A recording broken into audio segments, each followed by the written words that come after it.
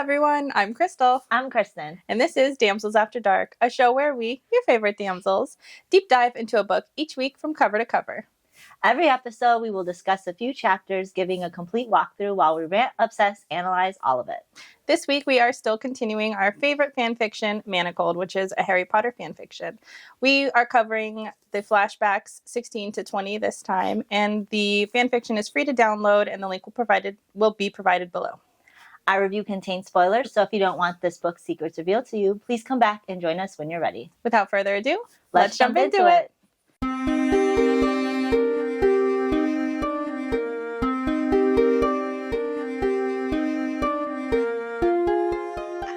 So I love our Halloween attire. Oh my gosh. It's great. It feels a little early, but we were talking about how our actual official Halloween episode is going to fall after Halloween. Yes. Because we're on Wednesday and Halloween's going to be on Tuesday. So we figured this episode we would do it up.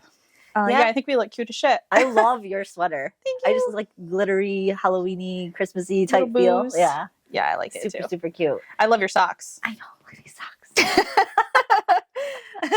She really went head to toe in the Halloween attire. Well, I was telling her earlier when I was putting on my socks, I had this massive cramp. It like hardened in my stomach like a big ass muscle ball, and I couldn't get up. And then it went away, and I was just like, "What was that about?" I was like, why? Yeah, I was like, "Why am I dying for like 5 seconds Just for putting on your socks? Yeah, I was like, "This is how I'm gonna die today." Death by sock. Yeah, my Halloween socks. I mean, they're worth it. I would die. They are, yeah, they're adorable. The perks of getting older. You just get attacked by your body for no reason. You want to put on socks? Not today. Not without a cramp. You're going to have to work for that sock. So bad. Well, yeah, I mean, Halloween's going to be fun because all the candy. I'm ready for that. Oh, yeah, me too. Stealing kids' candy. It's my favorite. We've been teaching our daughter how to say trick or treat. Oh, my God. I'm like, hold out her little bucket yeah. and say trick or treat.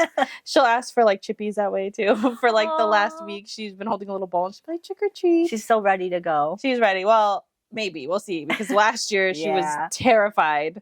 Yeah, I remember last year. That was She was so cute too, like this cute little kitten. And then every time we put her down on the floor, she just ran and screamed. Fucking took off. It's like, oh my God, what am I seeing? Monsters everywhere.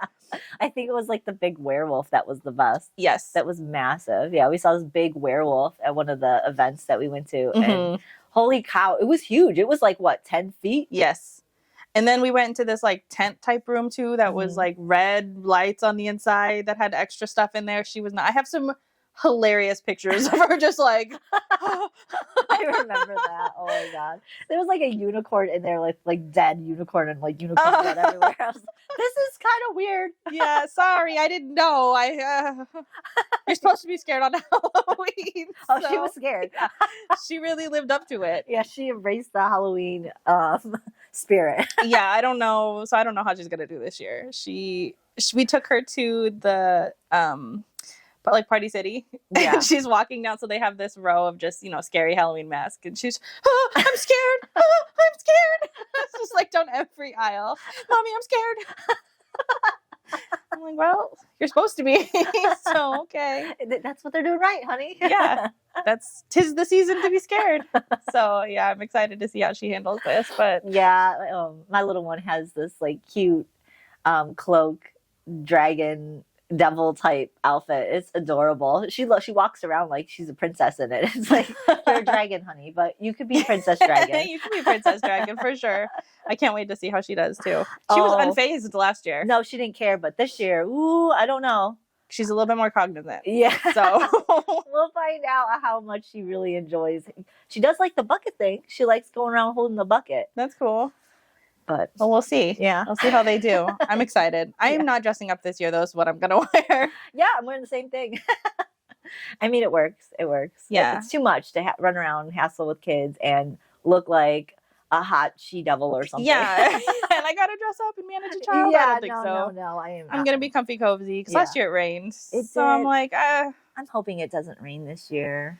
I mean, at least not until everybody's in the house eating the candy and drinking. It was pouring too. It wasn't just like slightly raining. It was pouring down rain. Yeah, we were caught in that. Yeah, we were. But, I'm excited. And last year I want to like coordinate every year. Yeah. Like, we all three are something. And now she chose a blue monster costume at Target. And I was like, what am I going to be? She's like, you could be a purple monster. I'm like, I'm a purple monster. Like, I'm not going to find a purple monster. I'm not even going to make one. I don't have the time. I don't care. I'll dress as mommy. I'll dress as a scary mommy with boo. with boo. With the boo all over me. Yep. That'll be enough. A little ghost. Yeah. But hope everybody else's Halloween goes well. Yes. And it's not rainy and icky where you guys are. Unless you like that, then I hope that for you.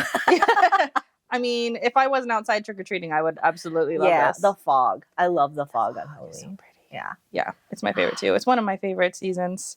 Well, I guess Halloween isn't really a season. It's one of my favorite holidays. Yeah. You get the candy, you get the scares, you get to dress up. Like, it's all really fun. And it's the start of everything that's to come too. Like, I love Thanksgiving because of all the food. Yes. But it's just great. It's that's where the start. But if I start seeing Christmas stuff in the store, I get super irritated. Just about to say they're already, because I went to Target looking for Halloween stuff for today's episode, and there was nothing. Because they had moved everything out and they're phasing in Christmas stuff. And I'm like, what are we doing, guys? Yeah, screw that. At least wait till November. Yeah. You don't got to do it in October. Come on. The Christmas music drives me crazy. Oh, yeah. I can't do it. I can't walk in and listen to Christmas music. I just this is why I like shopping online. Yeah. For many reasons, but yes. Shopping online is where it's at. And the crowds, they're just so crazy. Yeah. I'm not trying to do I remember working at, I don't know if I can say it. Kohl's, I'll say it. I remember I worked at Kohl's when I was younger. And they had us work 11-hour shifts on Black Friday. Oh, and it was obnoxious.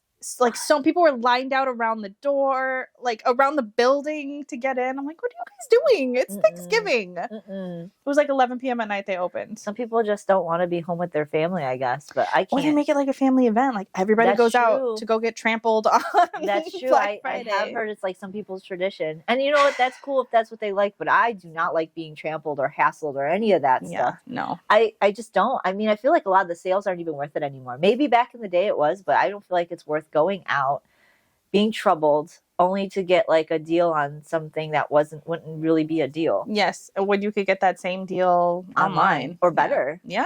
Yeah, I don't know. I don't know. Anyways, that's our holiday rundown for you.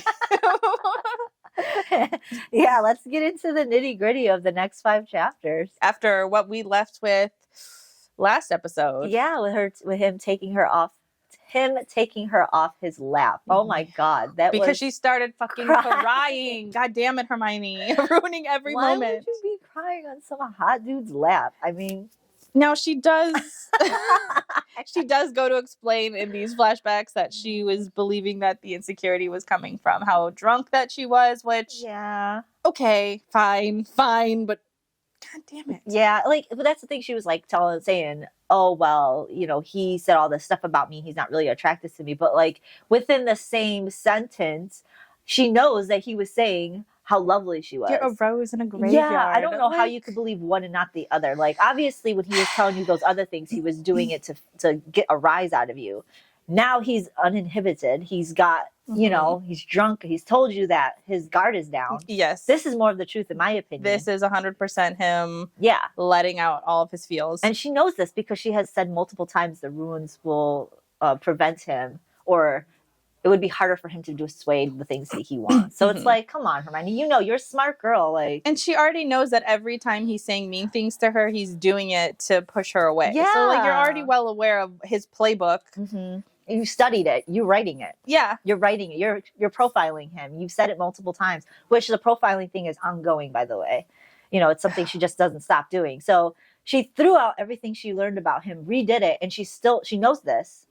And then she's going to act like she doesn't. I don't know, Hermione, you drive me crazy. Yeah, I'll give her the benefit of the doubt that she was inebriated as well, and she just let the insecurities take over. Fine, but we're still going to give you shit because this was a good moment that I really wanted to happen, and then you ripped it from me. And she does this throughout the book too. This isn't like a one occasion. No, she does. This is the only time she's got an excuse for this because the other time she's not drunk.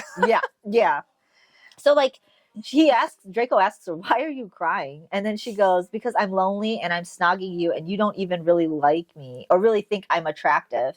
And he goes, well, why do you think I was snogging you? And she goes, because I'm here.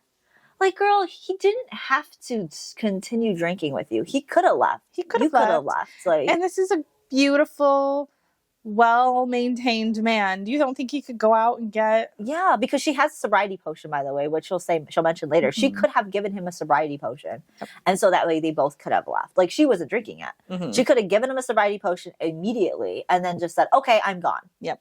She could have apparated. Yep. She didn't have to stay. She waited for him to get close. She was backing up slowly to the door. She could have just fucking left. Yep. No, she also wasn't drinking, so she could have just apparated out, like you were saying. Yeah. So there's no reason for her to be, I don't know, acting this way. No. All insecure. No. Oh, he doesn't like me, even though, and we said this last time though, but even though she'll say other things like, oh, well, he came to see me instead of going to get healed because he likes me. It's like, girl, pick one. Yeah. So he asked her, well, if you feel this way, then why did you reciprocate that, the snogging? Not only reciprocate it, but she started it because she kissed him. She kissed him first. Yeah. Yeah. Well, because he said, if you don't want me to kiss you or say something now. She went in for it. She went in for it. So, like, girl. And so finish what you started, damn. Yeah. And so she goes to him, oh, well, it's because you treat me like me. Everybody else treats me as a colleague. And then she tells him that her and Harry just had a fight and that he apologized to her for insulting her professionally. Yeah. And not not how he treats her on a daily fucking basis. Yeah. And it's like, okay, now you're getting personal. You're telling him all this stuff. And she also says, she goes, you also remind me of who I was before the war. Because, like, the whole taking out your hair, and it looks like before. So she's reminded of the girl that she was before, especially. Well, also, they haven't really seen each other up until school. So, like, he really is still seeing her for who she was before the war. Yes. This is a different person he's seeing, but he's reminding her. And she likes it. She still feels like a person now. And he's even saying things like, I wonder what you would have been without the war. Like, seeing who she truly is without all of this negative baggage that has been tacked onto her. So he's truly interested in who Hermione is now. And not who the war has made Hermione into. He's, like, intrigued and interested by her. Intrigued. Yeah, I love that word.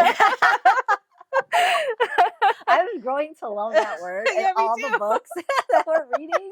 Intrigued is like, I want somebody to be intrigued by me. I want someone to look me in the eye and go, I'm intrigued by you. Bitch, I'm intrigued by you too. Yep. Yes. Yes, he is very intrigued. And she is also intrigued. I love it. It's my new word, my new favorite word. So Hermione goes and she just takes the bottle of whiskey and finishes off. And like, think Draco's just like, oh, she looks over. Draco fell asleep. I forgot about this. He's saying all this personal shit to him, and he's like, oh, this is some boring ass conversation. Oh my god. Well, all she's doing is crying. I know. She's like, crying and telling him all of her woes. He's had a busy night, though. I mean, he just got his back stitched together. I'm sure that was his back, and then he's like making out with his enemy's healer. He's having to play these mind games. He's fucking exhausted. And he drank all this. Like, he drank like 2.5 bottles of whiskey. Expensive ass whiskey. So it's like, Hermione, you're sitting here boring this poor guy with your sorrows. With your sorrows. She watches him though for a little bit, and then she also falls asleep. She falls asleep staring at him. Of course she does. This is not the only time she's gonna watch him while he's unconscious either. It's like her favorite thing to do. It is her favorite thing to do. I think she just sticks around just to do that. Yeah. I think that's when she feels the most like connected to him. Being able to see his true soft features. I don't know. That's how she explains it. Yeah, to herself. She does, because usually she's like, oh, he doesn't look tense right now. Yeah. Oh, he looks like a soft angel. I don't know how she describes it, but she is like, the tension in his face is ease or whatever. I don't know. She's too much. She's too much. Yeah, she's being too much about it. It sounds like she's starting to be a predator. Look at him, unconscious and not tense. Like, girl. Let me touch his face. She always is touching his face, and she's like, calm down. And he's like shirtless and shit, because he's shirtless here. Yeah, I think he's shirtless the next time.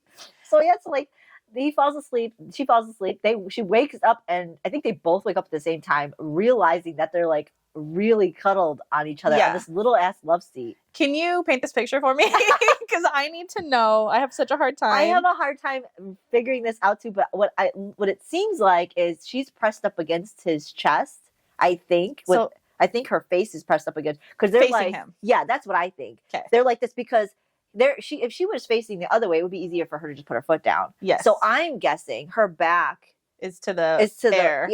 And her face is to his chest, and they're like really entangled in each other. And he's like, got her. Okay. Yeah, that's what I think because he says at one point, I could just put my foot down. So they wake up startled and panicked that they're entwined with each other. And she's cuddling. just like, yeah, they're like so close because they're on this love seat. And she realizes like, oh shit, like we can't get out of here without falling apart. Mm-hmm. And so he starts to try and move, and she goes, if you fucking make me fall, I'm going to vomit on you. Mm-hmm. So he just stops, and she's like, just give me a minute. Pretty much. She wants to think it out because he's just like, I think she even yells, and he's like, fuck, Granger, don't yell. Yeah. He's obviously hungover. And so, like, I'm pretty sure at this point, like, she's just trying to figure out, and Draco's getting really tired and frustrated that it's taking her so long to figure out. So he's like, let me just see if I can move my leg. And that's when she yells at him. Yes. So he stops again. And I think at one point, something, because they have a discussion. And at one point, Draco just starts to move, and Hermione just gets up and goes to the other side. Before that happens, though, something else happens. Oh, what happens before that? So she tells him after she yells at him to just give me a minute to think about something. And then she feels a distinct and growing pressure into her thigh near her hip. And after a moment's bewilderment, she felt it twitch faintly. Yes. So I think she's like face to face with him, but kind of bent side like this into him. So it's like right here. So she feels his fucking morning. His good morning. She feels his good morning. Yeah, she feels his good morning pretty hard on the side of her. And like it flinches. And she freaks the fuck out. So I think at this point, like, I don't know exactly when, but they like have a conversation about how Draco's like, well, this is your fault. You gave me medical advice to drink. And she's like, pretty much, well, I didn't tell you to whatever. She's like, oh, I'm just trying to like help you out or something like that. But their conversation goes back and forth as they're trying to figure out how to get like away from each other. And so at some point something happens where Draco's about to like fall, and Hermione gets up real quick and sits on the love seat as Draco falls onto the floor and hits his head. Yep. And he's like, you bitch. Yeah. Like that's the only way I could think how it happened. I can't so hard to imagine. Yeah, I can't imagine like how she could have been this way. You know what I mean? Yeah. It just feels like she was kind of like sideways off. I want to know how she got up so fast that he fell. Like that's what's just I don't get, because I feel like his back is to the couch. He's so either they kind of rotated and then she kind of slipped this way, or she went back that way. Either way, I feel like it would have probably been easier. I think maybe he was like rotating over, because at one point he was supposed to be right on top of her, pressing his weight down. So I think he like went like this, and then she went other way with her back to the couch. I see. That's what I'm gonna need an illustration of this. If somebody could illustrate that, I would love it. Animate it too. That would be nice. Because so he falls on the ground and like hits his head really fucking hard. Yeah, like she hears a crack. Yeah. She didn't even like try to help him. She's just like, fuck you. I think because he said something. I can't remember what he said. Yeah, and then she just tells him after that, like, well, if you have any useful information, leave a scroll. And then she just leaves. Yeah, she didn't even want to like wait around to find out. She just fucking talk about what happened the night before. You know, after this, she feels really guilty about shit because as she should. Yeah. So like Hermione goes to Grimmauld Place and she just starts throwing up in the head. I've done that a few times. I was at house parties, got super sick, and then like tried to walk home a few times, and then just like made it like a half down the block, and then just threw up in somebody's bushes. And I think I even like leaned up against them. That's amazing. I have not thrown up in bush due to a house party, but I threw up outside of the mall's bushes when I was pregnant because I was just consistently nauseous. We were walking up to the mall, and I was just like outside into the bush. Outside my apartments too, like taking my dog for a walk, I would throw up into the bushes. And it was funny because my like belly wasn't out yet, so I'm like, I can only imagine what people are doing. But then as my belly started to grow, I felt more confident throwing up in the bushes. So I was like, at least people know it's because I'm pregnant. Like, Well, next time if I ever get so sick and it has nothing to do with pregnancy or drinking, I just have to throw up in the bushes. I'm just like, I'm pregnant. I'm pregnant. Just don't you mind, okay? Oh my gosh. Oh my god, that's funny. But then she makes it back in. She takes her potions. She takes a hangover potion, and then she sits down and she thinks, and she thinks about everything that happened and the fact that she was so willing to let it happen. Well, no, she obviously wasn't. She's crying. I know, because she fucking ruined it. And then she's also upset that she blew it. Good, as she should be. Obviously because he wanted to just 100% give himself to her and she had to blow it. Now, of course, this comes with more than just their emotional feelings. It's the fact that he is a pivotal part of the order, so she really has to keep him happy and interested. And here he was like, take me, Granger. And she was like, no, I'm sad, but you don't like me. You don't really like me. Oh, fuck, she's ridiculous. But like, then she's even thinking, but I was so receptive to his touch and I really wanted it. And hearing him groan and hearing him like knowing that he really wanted to touch me. This makes no sense because 5 minutes ago you were like, you don't want to touch me. Oh my God. But now she's like, the need that he wanted of me, like he wanted to touch me. The feel of him, the groan, like his excitement, all like. And how much he enjoyed her touch. Yeah. And she was like, thinking, I didn't think it would affect me this way. It's like, girl, you just had a fucking breakdown in front of him thinking that he didn't want this. And now you're rehashing it in your head. You're thinking, oh, yeah, he wanted me. Oh, he wanted me bad. Girl, I can't do it. Why couldn't you think of this in the moment? I don't know. But yeah, so she was like, this did something to me. This made me feel a certain way. I didn't think it would make me feel this way. His need for me. Yes. And then she does the thing that every girl, I swear, in every fucking book does, where they're just like, it's wrong to feel these feelings. It's wrong for me to want him. It's just so understand annoying. How it's wrong. I also, because, okay, first of all, she has no choice. This is something she has to do to win the war, even if you want to put it in that direction. Mm-hmm. Even if you want to. She's tied to him no matter what, so why not? And if you're already having feelings, makes life a whole lot easier. Yeah, why not enjoy it? He's got feels, you've got feels. Yeah, why does it got to be wrong? And you're stuck with each other. Obviously, the Order doesn't already like you. Harry and Ron aren't ever going to forgive you for anything you do, even if it is nothing. So you might as well go full force. Go forward. Yep. Go big or go home. Please. And she also doesn't want their even though she's feeling like it feels wrong, she's thinking to herself that she also just doesn't want this to be a physical thing. She wants it deep and to be emotional. That's why she cried so much, because she felt like it was just physical, even though then she says, you don't find me attractive. Yeah, I don't. It's a lot of confusion happening here. Yeah, it really aggravates me. I just feel like, to the point where I'm just like screaming at this book. Yeah. I was like, Hermione, knock it off. I'm just like, ah! I think there's a few times I'm just like, fucking goddamn. Oh, yeah. Oh, there's a lot of those times. So, like, I think Ron catches her and asks her what happened to her hair. And this is so shitty. This is so shitty. Yeah, because she lies and she said something else happened when she was forging or something. I don't remember exactly what. Something about brambles. I don't know if that's a real thing or a Harry Potter thing either. I don't know anymore. I think brambles are real. Okay. Like a bramble bush? I don't know. So she tells him it's brambles, and he goes that he forgot how her hair looked, that he didn't realize that it looks like this still, and that he liked it better the way she has her hair now, which is braided. And she goes, I agree. I don't know what to do with this. Which is, I love this scene so much. I love that she threw this in here because obviously it's telling, right? Yeah. Ron doesn't like her for who she truly is in the form of hair, right? This is the metaphor that we're using.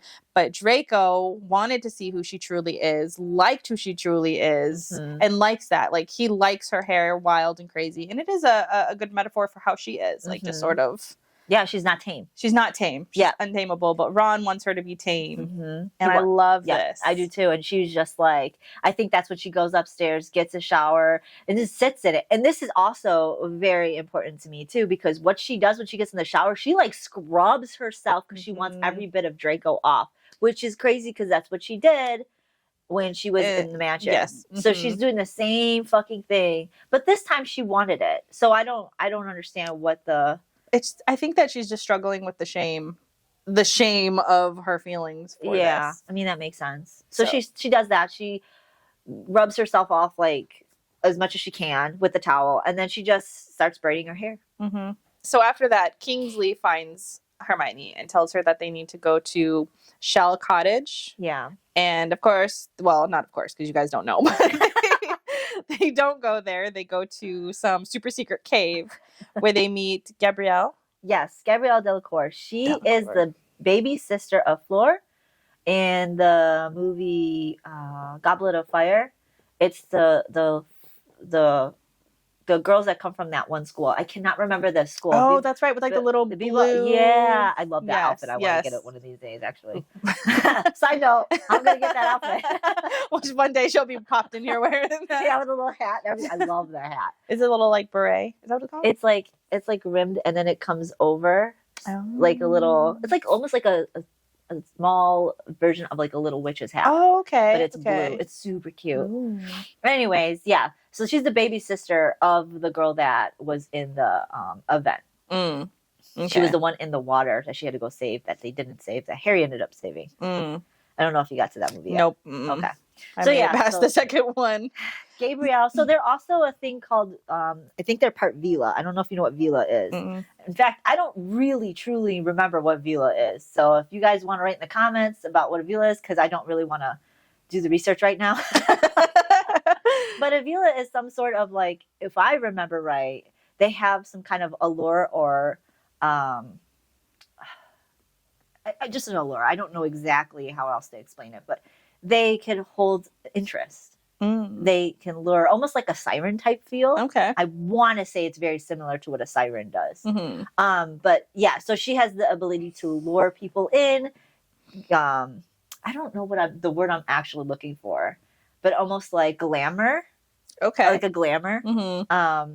Very similar to what Cruel Prince type thing, mm-hmm. where they could glamour and make them like see things or experience things that now she has them pretty much under their control. That's really cool. Yeah. So she's part Vila. I think she's part. Yeah. Anyways, what they think she's doing is luring guys in that way. And it's usually like the Snatchers or people from Voldemort's army. Okay. That makes more sense. Yeah. I just assumed she was just doing it with her feminine wiles. Yeah. Feminine wiles. Yes. But it makes more sense that she has extra feminine wiles. Yes. So that is what she's doing. So she's grabbing in Snatchers, and that's her part. She's not part of the order, but she's part of the resistance. Yes. And so she's going around and she's grabbing all of these Snatchers. And there's rumors about, which we'll hear later too, that she is probably sleeping with them and then trying to get them for like, they wake up tied to the bed, which I think is just chef's kiss. Yeah. Like, I love this. I love brutal. That she's like grabbing these guys, screwing them, tying them up, and then torturing them for information. Mm-hmm. When she doesn't get all the information, then she brings them to this super secret cave to be fully tortured. By Moody and Kingsley. Yeah. Mm-hmm. And when that doesn't, like, when they're done being tortured and information comes out of them, if they get any, they send Hermione over there to heal them so that they could be put into a suspended like death almost. Mm-hmm. They go to drought of living death. Because of course they don't kill them. No, they just, which is dumb. Like, okay, you're torturing them, but like, yeah. So the torturing's okay, but not the killing. That's what they get into here too. Yeah. So we're not gonna like explain every detail of what they say, but Hermione battles that. She's trying to explain to them like, why are you doing this? But you guys are okay with dark arts. Of course, Harry and Ron don't know about this, but they also don't question how they're getting this information. Mm-hmm. So she gets really upset.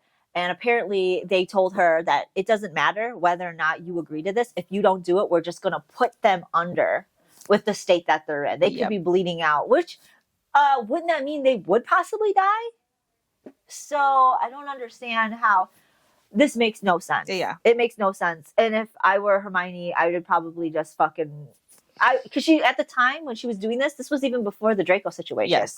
I would have been like, okay, you guys aren't cool with me doing the dark arts. These fuckers are doing shit behind your back. Mm-hmm. I would expose everybody. Yeah. It's like, do you guys know how you're getting this fucking information? Yep. I'll tell you how. Mm-hmm. I wouldn't even be playing games because it's like, what's the point?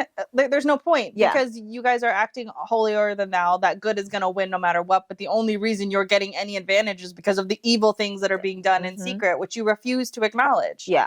Yeah, I would also be blowing the lid off this. I think he tells her this in the very beginning, just to like pull at her heartstrings, to tell her like, oh well, then they're gonna suffer in suspended animation if you don't heal them, to get her to do it. Yeah, I don't think they really gave a fuck. No, I think they just wanted her to do it, and they're like, well, we'll just pull at her Gryffindor bleeding heart and say some shit like this so that she'll end up doing it. Also, I think, doesn't she heal them to continue their torture too? Yes, and that's exactly why they told her. They didn't tell her so that they could be put under suspended death. They did that so they could continue torture, because she heals them. She goes and sits down. They go back at this dude, because that's what happens. She goes there and she sees this guy bleeding to death, pretty much. But she doesn't see where he's. Well, actually, I don't think she sees where the blood's coming from. She just sees blood on the ground. She does the diagnostics and realizes that he's got like bruises all over, and then on his genitals he has an extreme wound. And so she heals the wounds, takes out his junk, and then tries and heals that, and he is conscious at this time, and he's like telling her he knows who she is. She's Potter's mudblood, and that he's gonna remember her. After she heals him, she goes and sits down outside. And the wound that was on his genitals was somebody had written in French on his shaft. So obviously French words. It was Gabriella or Gabrielle. Damn, she's brutal. Yeah. Oh, I love her. He didn't break though. No, he didn't, because that's why he's here. So I don't even know if he did break from Kingsley and Moody, because they didn't really say. No. All they said was that Hermione goes back out. Then Bill comes and gets her. But this conversation Bill has with Hermione is one about Gabrielle, because Fleur's concerned about her. Yeah. Because she's getting crazier and crazier with her tactics. She's elevating now she's writing on people's genitals.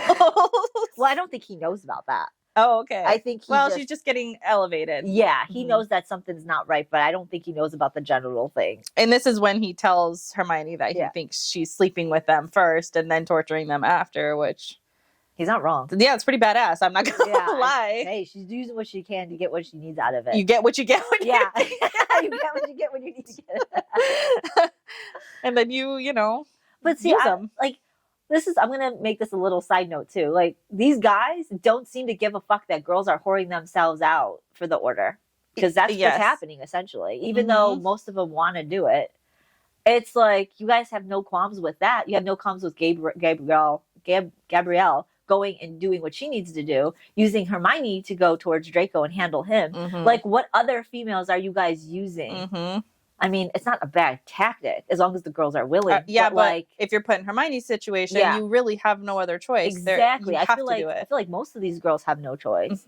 They're doing it because that's their battle tactic. And they're manipulating the situation to make it be that you have to do this for us to win the war. Like, you need to do this. It's like, there is no other option. Once you come to somebody saying that, it's just like...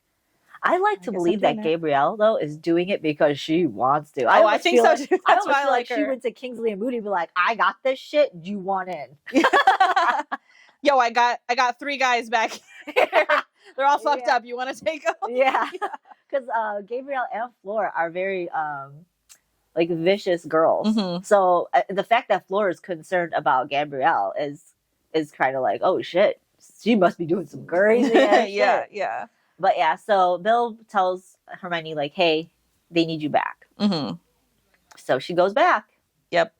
And then he says some other stuff to her while she's healing him. He says, you certainly grew up. I would never have thought a frizz head like you would have ended up looking like that. Granger, isn't it? I'll have to tell everyone I saw you. We thought you were dead. Which we did know.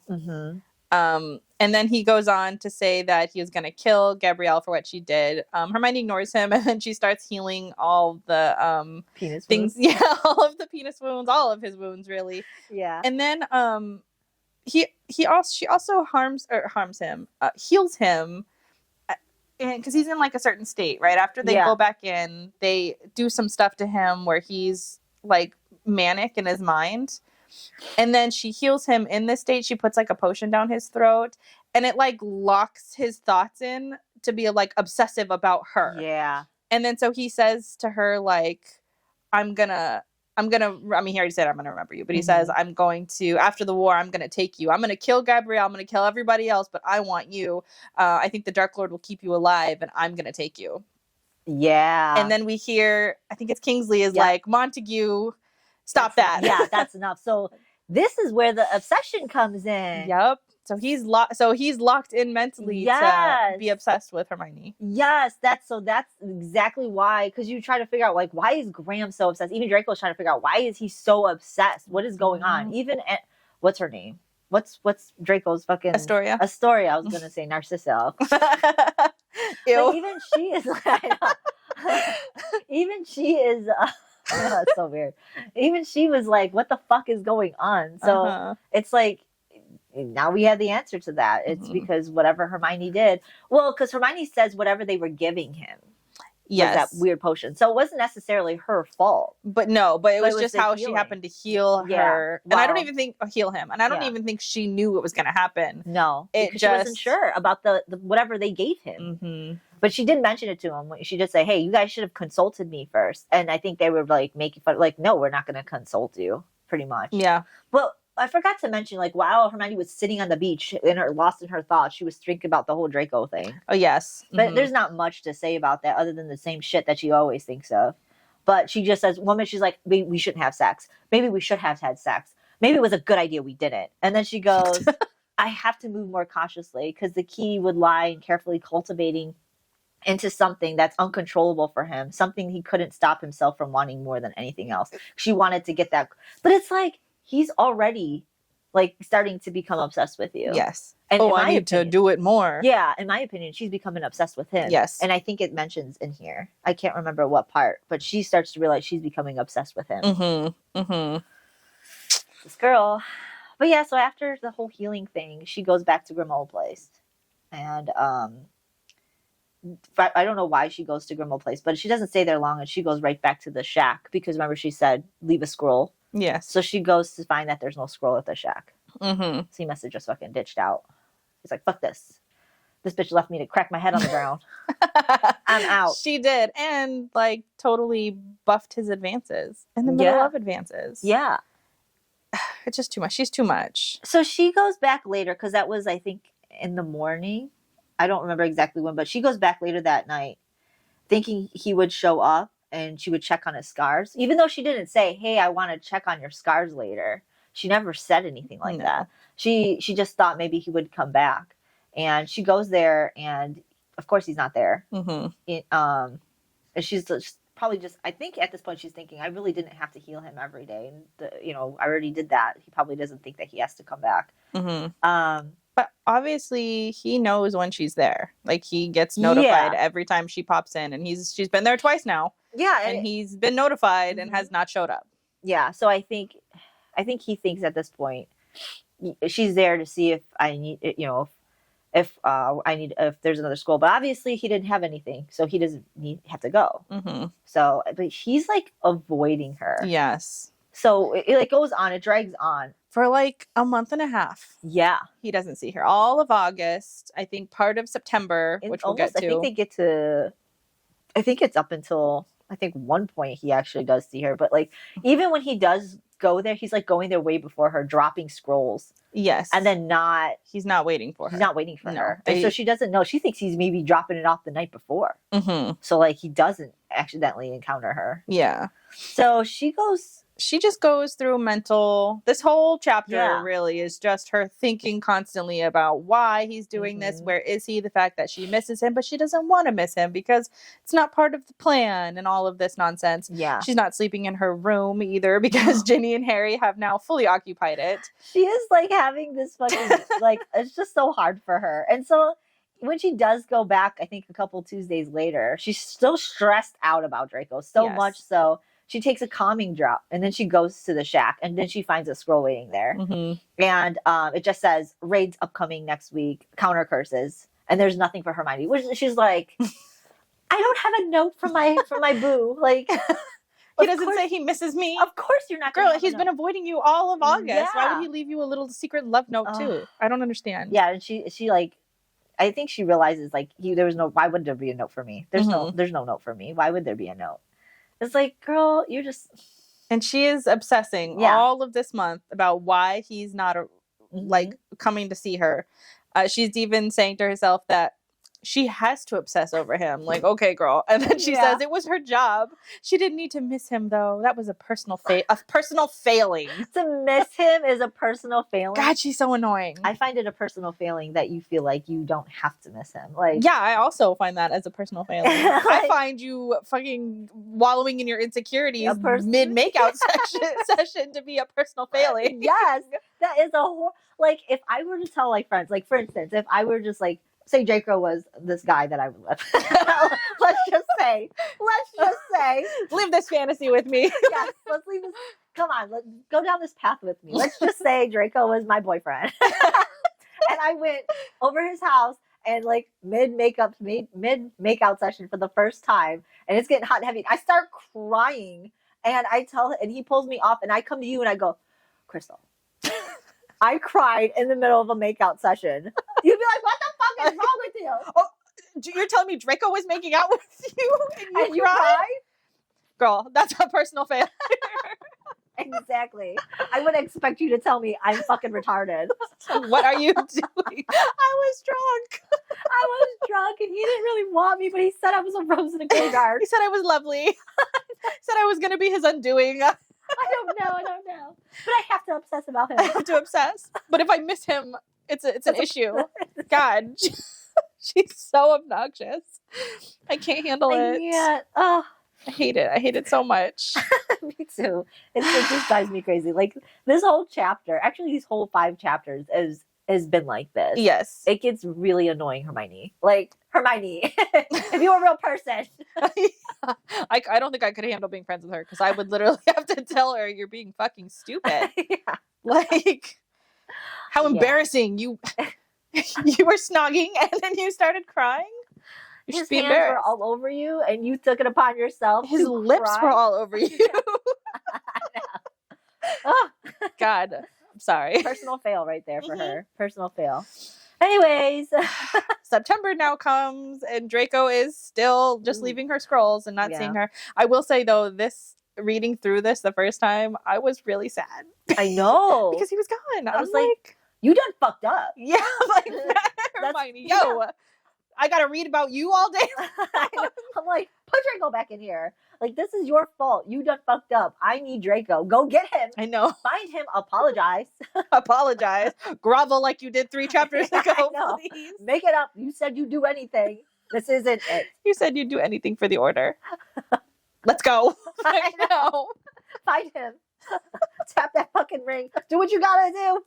Oh man, she's so obnoxious. But she does. However, she makes this a whole thing, which is ridiculous too. So she's foraging one night, and because she noticed she needs Dittany, and like the whole thing with her and these fucking potions is ridiculous. So she's still foraging like a maniac. But I think, oh yeah, no, this isn't the time yet. But she does forage, and she has this like huge issue. She gets attacked by like 2 things. Yeah. Okay, I don't know what this ghostly dog is. I don't want to say. I think I may have even spelt it wrong in here. But a G trash. I think it like guy trash. I think it autocorrects. Oh, that's funny. I don't think that's what it's supposed to be. But anyways, it's a ghostly dog, and it attacked her. I don't imagine it being a golden retriever. I imagine it being like this.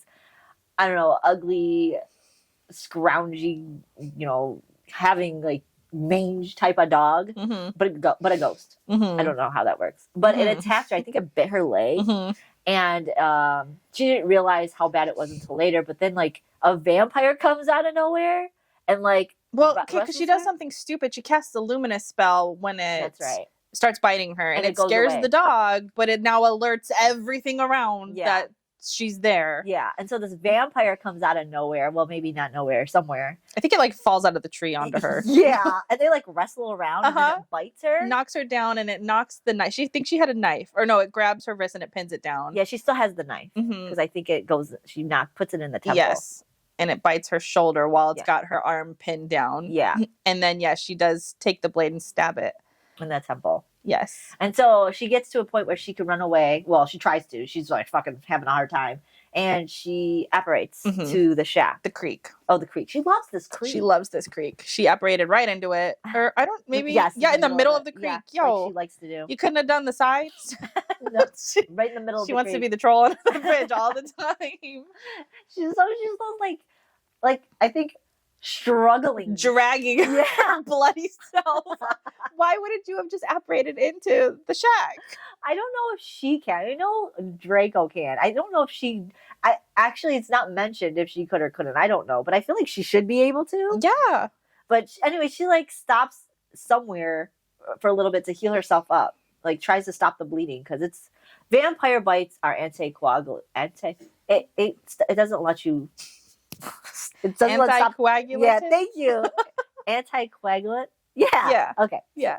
Fuck, man, we can't. We got it. We got there. So yeah, they just continue to bleed. Yeah, it's just dripping out blood. She tries to do something to stop it for a little bit, and then she manages to get inside the shack. Mm-hmm. And while she's in there, she's like making blood, like making a mess. Yeah, blood is going everywhere. She's snapping though into like go mode. Yeah. Because I think she like rips off part of her shirt. Mm-hmm. She's just going into heal mode. She pulls up a mirror and she's like sewing shit together. She's doing a great job. She's almost fainting though a few times. Yes. So she manages though. Well, she's a healer. She's a great healer. Mm-hmm. So I'll give her that. Yeah. And I think she downs a couple potions or whatever too. Just to calm herself down. And she tries to heal herself up really well. And then like who just randomly appears? Now she was supposed to meet Draco. Too. Was it? Oh, but it was a couple hours. But she got there earlier. She did get there earlier. But she thought, Draco may have just dropped off the scroll the night before. Because she sees a scroll there, but no Draco. And that's what she thinks that. Yeah.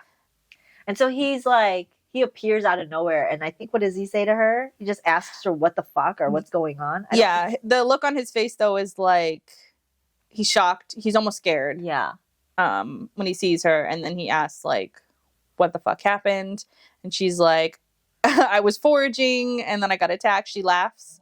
But she's like, I can fix it. It's okay. Because I think she laughs because he's asking why. Like, she's like, why does he fucking care? Yeah. He's not been here. She's also saying that she's feeling almost like delusional. Like she's lost a lot of blood. So she thinks that she's having like a panic attack almost. Mm-hmm. And then Draco goes angry when she tells him essentially that she was attacked foraging. And he told her to be careful. Yeah, like I told you that you had to be careful. There was all this shit out there. Mm-hmm. And she goes, what did she say? I have been careful. She's pretty much tells her, I had a knife, I had this, I had that. And he's just like getting angry with her because she's just so fucking stupid. And then he's like telling her like, why don't you buy your potions or your potion ingredients like normal people? And she's like, I'm a terrorist. Yeah, like I can't just go. And I have no money. Yeah. On today's episode, I'm rich or poor. Yeah. I'm poor, Draco. The entire order is poor. I can't just go. And nobody has any ingredients for her because again, they're labeled as a terrorist. Yeah. So she's just like, I think she's starting to hyperventilate while he's like, because he's just staring at her while she's doing this stuff. Because at this point, I don't think Draco knows a lot of healing things. No. So she's just like hyperventilating, realizing that, oh shit, he's right. I could have died. Like, what? you just now figuring this out? I could have died in the middle of the fucking forest all alone. Yeah. Nobody would know where she was. And like Draco has to tell her this? Like, why do you need Draco to tell you that you could die out there? Obviously, you've been doing the foraging thing. You've been attacked numerous times. Why do you have to be told to be careful that you could possibly die? And then now you're just freaking out that you could have died? Uh-huh. Yeah, this is the second near-death experience she had. You think she would have learned the first time. Yeah. So what does she do when she's in there talking to Draco about this? She starts to cry. Of course she does. But she's telling herself, no, yeah. Don't cry. And then she just continues healing herself while he's just standing there. Yeah. And then she even tells him, I don't know why she's so focused on this. She's like healing. She's like, don't worry, I'll clean up the blood when I'm done. Like she's so focused on the fact that she's making a mess. It's like, why do you think he cares? I don't understand. He doesn't give a fuck about He doesn't. This. And she's thinking about this like 3 times while she's doing this. And even when she cleans it up after, she's like, there, I cleaned it up. Yeah, like she does that. But like, I think she like gets upset too about how her strategy with him is not going to be there. Like, like the rapport between them is like going away, is diminishing because of her bleeding all over the place. It's like, that's not why he's pissed at you, girl. He was pissed at you 2 months ago, well before you even started bleeding on his floor of this hodunk shack. Like, he doesn't give a shit. Yeah, so like after she rummages through her bag and she like remakes a whole nother shirt, and after, like you said, she cleans up and she goes, see, and then she gestures to the floor. I was never here. It's like, that's really what you're concerned about. I think he like left and came back too. Like, while she was working on herself, he left for a little bit, and she's just like, she was kind of disappointed and like relieved at the same time, and then he comes back with a blood replenishing potion. And she drinks it, and then and then she cleans it. Yeah. But also before this too, she was super mad and saying how much she hated him, and was saying that when he was gone for a little bit. Yeah. Like that. Oh, he was probably fucking some curvy prostitute. Just like, what are you doing? Yeah, you're really losing some blood here. You're going delusional. Like, what does that even matter? What does this have to do with what's going on? I don't. She's fucking ridiculous. He doesn't want me. He's off screwing some other person. One thing to note here, though, is that as she does the diagnostics over herself, she realizes obviously she lost a lot of blood, but she is also underweight too. Yeah. So that's something to notice, that again, when she was with the Order, she was not physically fit. She was not healthy in any way, but she was with Draco. Yeah. She was getting more plump and strong and getting healthy and well taken care of, but not when she's with the Order. She had new boots. New, pretty, warm, fancy boots. I know. Yeah, he was spoiling her, but like, the thing is that the Order just doesn't give a fuck, and she's doing all this shit for the Order. It drives me fucking crazy, and then she's treating him like shit. I don't know. She comes up with the stuff in her head. There was no reason for her to believe any of this shit. Yep. She just comes up with the stuff in her head, but it's all over the place. One minute he's obsessed with me. One minute he doesn't want anything to do with me. One minute he cares about the blood on the floor. I don't know. She's just like, another minute he's screwing prostitutes. Like, I don't understand. She's so obnoxious. You're completely right about that. That's like the best description of her during these flashbacks. Is she's so, at least the earlier part of these flashbacks. Yeah. I mean, we're on like flashback 18 now. After she gestures to the floor and say, "See, I was never here." That's the end of flashback 17. So we're on flashback 18 now, and she still hasn't figured out what the fuck her feelings are with Draco. Yeah. It drives me mad. Yeah, same. And then, so we're in September now with flashback 18. Yeah. And she goes to the shack again, and of course there's no scroll. And then also this time there's no table, there's no chairs, there's nothing. She gets so crazy about that too. Yeah. I didn't put it all in here, but she just goes ape shit about, why is there no chairs? Why is there no table? Why is there no chairs? Why is there no table? It's like, girl, fucking calm down. He doesn't want me anymore. He doesn't love me anymore. There's no chairs. He doesn't want to see me. He doesn't want to be here. But she also starts panicking about the fact that he might die, or that if he died, she wouldn't know. Nobody would tell her. And then, of course, like, because she likes him, she's panicking about this, which is interesting to know, because she also has the same panic when she is in the present day, in the beginning, when he's gone. Yeah, right before, she starts panicking over the same thing. If he disappeared, if he died, I would never know. So it's interesting that she's doing that again here. She's crazy. She's ridiculous. And I think Draco does appear, and he tells her we should resume training. And like, Hermione's just like, in her thoughts right now, she's like, why does he care? Why does he want me to train? Like, why are you so crazy with your feels? She gets to a point where she goes, in her head, she's thinking, why are you here? Why are you spying for us? Why can't you make sense so I could stop wondering if you're redeemable or not? I was here, and you were the one who never came back. It's like, he did. He was dropping off scrolls. He just didn't want to see you. And then she even makes a point, he was there for the Order, but not for me. Girl, the whole reason why he's there in the first place was for the Order. And like, you're there also for the fucking Order. Why are you making this about your relationship? And you didn't want this relationship anyway. No. So the fact that you're like, well, I was there for you, but you weren't there for me. It's just like, what do you want? Do you want him to want you, or do you want him to not want you? Yeah. And so like, after all those stupid thoughts she has in her head, she's just staring at him while she's doing this in her head. And she just goes, all right. I don't know why we're I don't know why we're wondering why he wants to train you. We We know why. You just got bit by a fucking vampire. He told you the first time he started training you. Yeah, Okay, you're not going to stop foraging, then I'm going to train you. And then here we are again. After you get injured, he's like, we need to keep training. And she's, I don't know, why does he want to train me? Ridiculous. Oh my She God. makes me so mad. So he asks her, hey, how did you escape from the vampire? And she tells him, we're not going to go through the whole thing again. Mhm. She explains it to him in detail over again. And he tells her, I think he asks her, do you always wear a knife?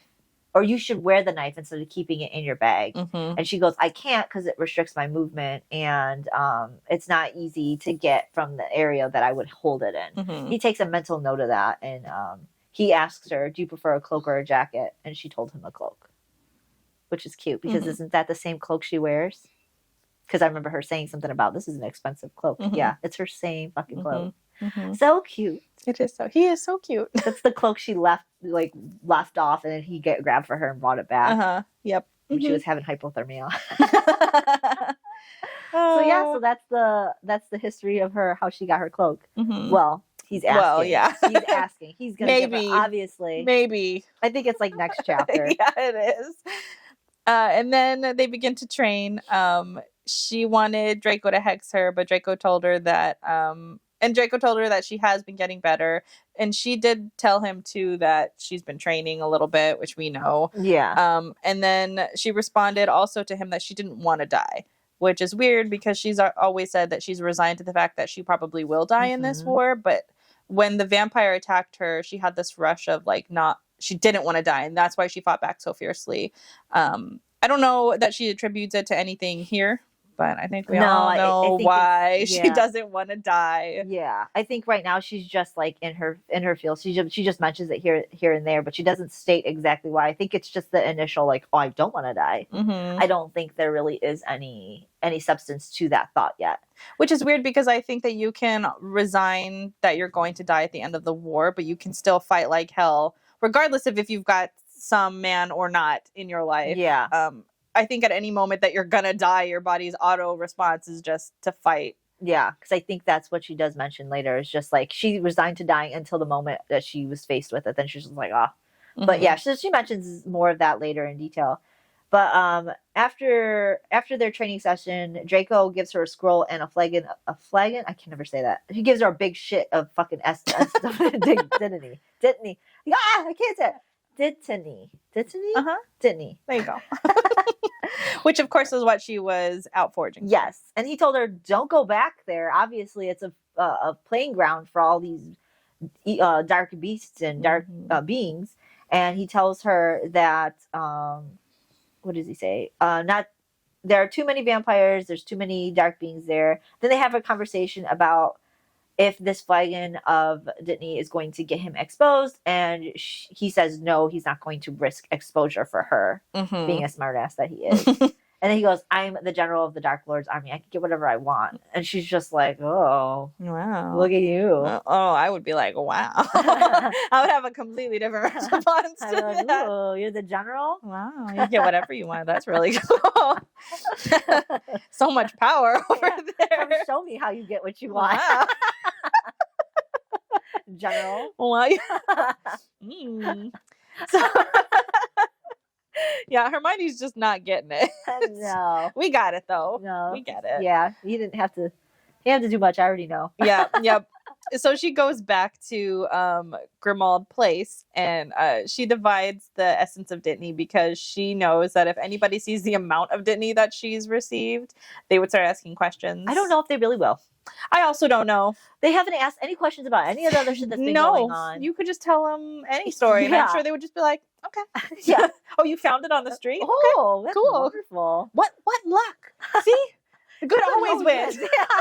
The good is just there to help us. The luck is just on our side because we're good. Yeah, I don't know. Ridiculous. So yeah, she believes that Padma, I think it is. Yeah, might find or start asking questions, and maybe she would. It doesn't really specify on how her intelligence is in this book, but they say she's great and she's good at healing. She's passable, is what Hermione says. So she might start asking Hermione, "Where did you get this?" And Hermione just doesn't want to have to be resorted to answering those questions. Yeah.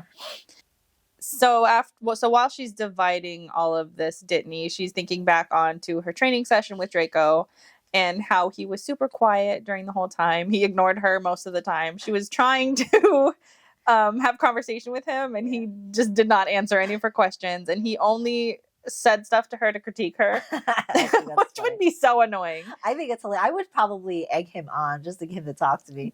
But like every time she egged him on, there was the whole Colin Creevy thing all over again. So I don't. She can't take it. She can dish it to him, but she can't take it. So like maybe that's not a good tactic for Hermione. But yeah. So the only interaction that they had at this time was him scolding her. She notes that one would think that he hated her, but it seemed like he cared about her being injured upon meeting. When Draco and Hermione would train, each session though would get longer. Yeah. So he's like, I think she's getting better to the point where he's starting to involve himself more and more and more into her training, which is he cares. Like he gives a fuck. Why does he care? Yeah, she's so stupid. Yeah. So weeks later, Draco and Hermione have a meeting again, like one of their, I guess, I don't know if they're training this time, but he like hands her a shielded cloak with manticore blood. And Draco tells Hermione he's bleeding the manticore because he doesn't have a good reason to kill it right now. I think that will raise suspicion. So he just says, but they don't do well in cold weather. Perhaps it will come to an unfortunate end this winter. If I'm lucky, it will mature enough to produce venom before succumbing to the cold. He tells Hermione he's not torturing because Hermione, of course, is all about... She wants a quick death, which I can understand. She doesn't want anything tortured.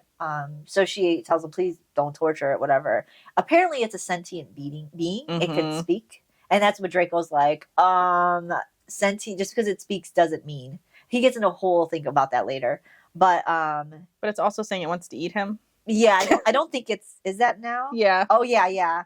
It says, if you were keeping me prisoner and draining me of my magical abilities, I would be crooning similarly. Essentially, because it says it wants to eat Draco alive. Which is funny, because I kind of take this as when she was captive in his mansion, how she was always wanting to whine and cry. And she says she did it because what would be the point of it? But it's like, it makes me think back as to she would be whining and crying if she could too. Yes, absolutely. She would be. She would. She's whining and crying just in daily life. Yeah. But yeah, and then Draco just laughs at her for saying that. So they have a little cute banter. Yeah. Here, he gives her the cloak, and she thanks him for it. It has temperature-controlled charms. It has dozens of expandable pockets. And the hem, I love this, that the hem was charmed to not be, you can trip over it. I need that for my pants. I need that for everything. My shoes, my socks, my feet. Can we just put them on my feet, please? He tells her it's a gift for healing her back, and that he doesn't need it he doesn't need any more healing. He's fine. She told her that it was the first time that she's actually done healing like that, so extensive, and so she was actually worried about it. But he said he practically scolded her. Yeah, he's like, "Don't worry about me, Granger." Yeah, it gets like really offended that she was worrying about him, and he goes, "There's no need," and to just back off. He's like yelling at her like that, and it's like, ooh, Draco, you're getting really offended that she gives a fuck. And in my opinion, that's why he's pushing her That away. is why he's pushing her away, yeah. And so Draco just drops the scroll and leaves. And the more I think in his mind, he's thinking the more he's an ass to her, the more she'll stop liking him. Because obviously, like, he knows what's going on. It's no secret to anybody. So he's just trying to constantly be an ass so that... I mean, it makes sense. He thinks that's going to work. It doesn't, obviously, because even though he's treating her like this, he's still treating her better than Ron and Harry. Because like you're being mean to her on surface level, but when it actually matters, he fucking cares. You care more than anybody else in her entire life, more than the people who are supposed to be caring about her. Yeah, her family type / friends. Yeah. And so of course she's like, he knows that. Like, even a little bit of attention has made her grip to him. So that's why he's trying not to. But, like, he can't stop himself from it. He's got these runes on his back right now. And also like, because he cares. He generally cares. Yeah, and the runes are intensifying that. So it's like every time he does something nice to her, he has to be an asshole to, like, put that wall back up between them. But it's not working. It's not working for me. If you really wanted that wall, there, you need to just not do nice things at all. So what does Hermione do after Draco leaves? She goes back to the creek, And she just like starts chilling there and thinking about Draco. And she's like, oh, I memorized his runes. And this is going to, the thought of him, the runes are supposed to drive him to succeed. But what exactly is he trying to succeed at is what she gets at. Obviously, we already know. Yeah. And she goes on about that. She knows he wants her. But like, does she really know? Because this is the same topic of conversation. Like, I don't even know if I want to repeat this whole thing because it really is the same shit. It's the same. Like, I could just read this to you and you'd be like, Kristen, you already told us this. We know. Yeah, so it's like, yeah, we do know. I don't really want to drag this on. She's just pretty much saying that the runes are going to assure his need to be attached to her, even though he's trying really hard not to. Yes, and she is trying really hard to make it happen. Yeah, they're both fighting this. Yeah, he doesn't want it to happen. She wants it, but also doesn't want it to happen. I don't know. I think the key thing into this whole thought process she has at the creek is that she thinks maybe he will hate the idea that he's so obsessed with her, he will kill her to get away from his obsession. Yes. Or it could be the total opposite, where he will want to possess her. Yes. Like, keep her.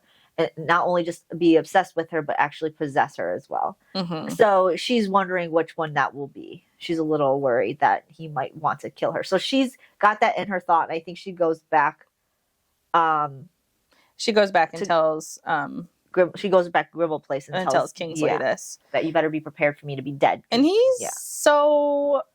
Okay. Just like, what are you doing? Like, what is you doing that you think this? And she tells him. And he's still just like, okay, well, I'll consult with. Is it Moody or Kingsley she's talking to? She's talking to Kingsley, and then he says he will discuss it with Moody. Because what he says to her is essentially, well, what she says to him is that I think he could either become obsessed with me or kill me. What do you want as a priority for me to focus on right now? Yeah. And he's like, let me go talk to Moody. Doesn't give a shit that she might die. He's just like, yeah, okay, that could happen. Let me go see what we should have you focus on.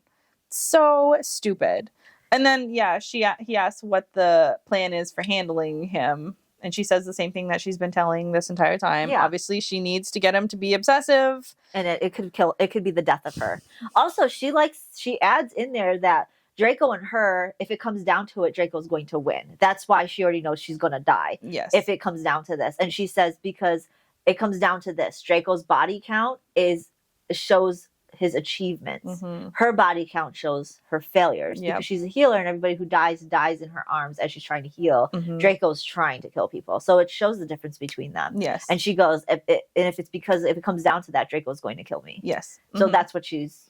And she also is telling Kingsley too that Snape believes that Draco could be the end of the order. Yeah, because of the obsession. Yeah, either the obsession that's going to get her killed, or the obsession that's going to cause her to be a possession. Yeah, and because of that, if it's going to kill her, then it's also going to be the end of the order, or it could also be the end of the order because of the way they're treating her.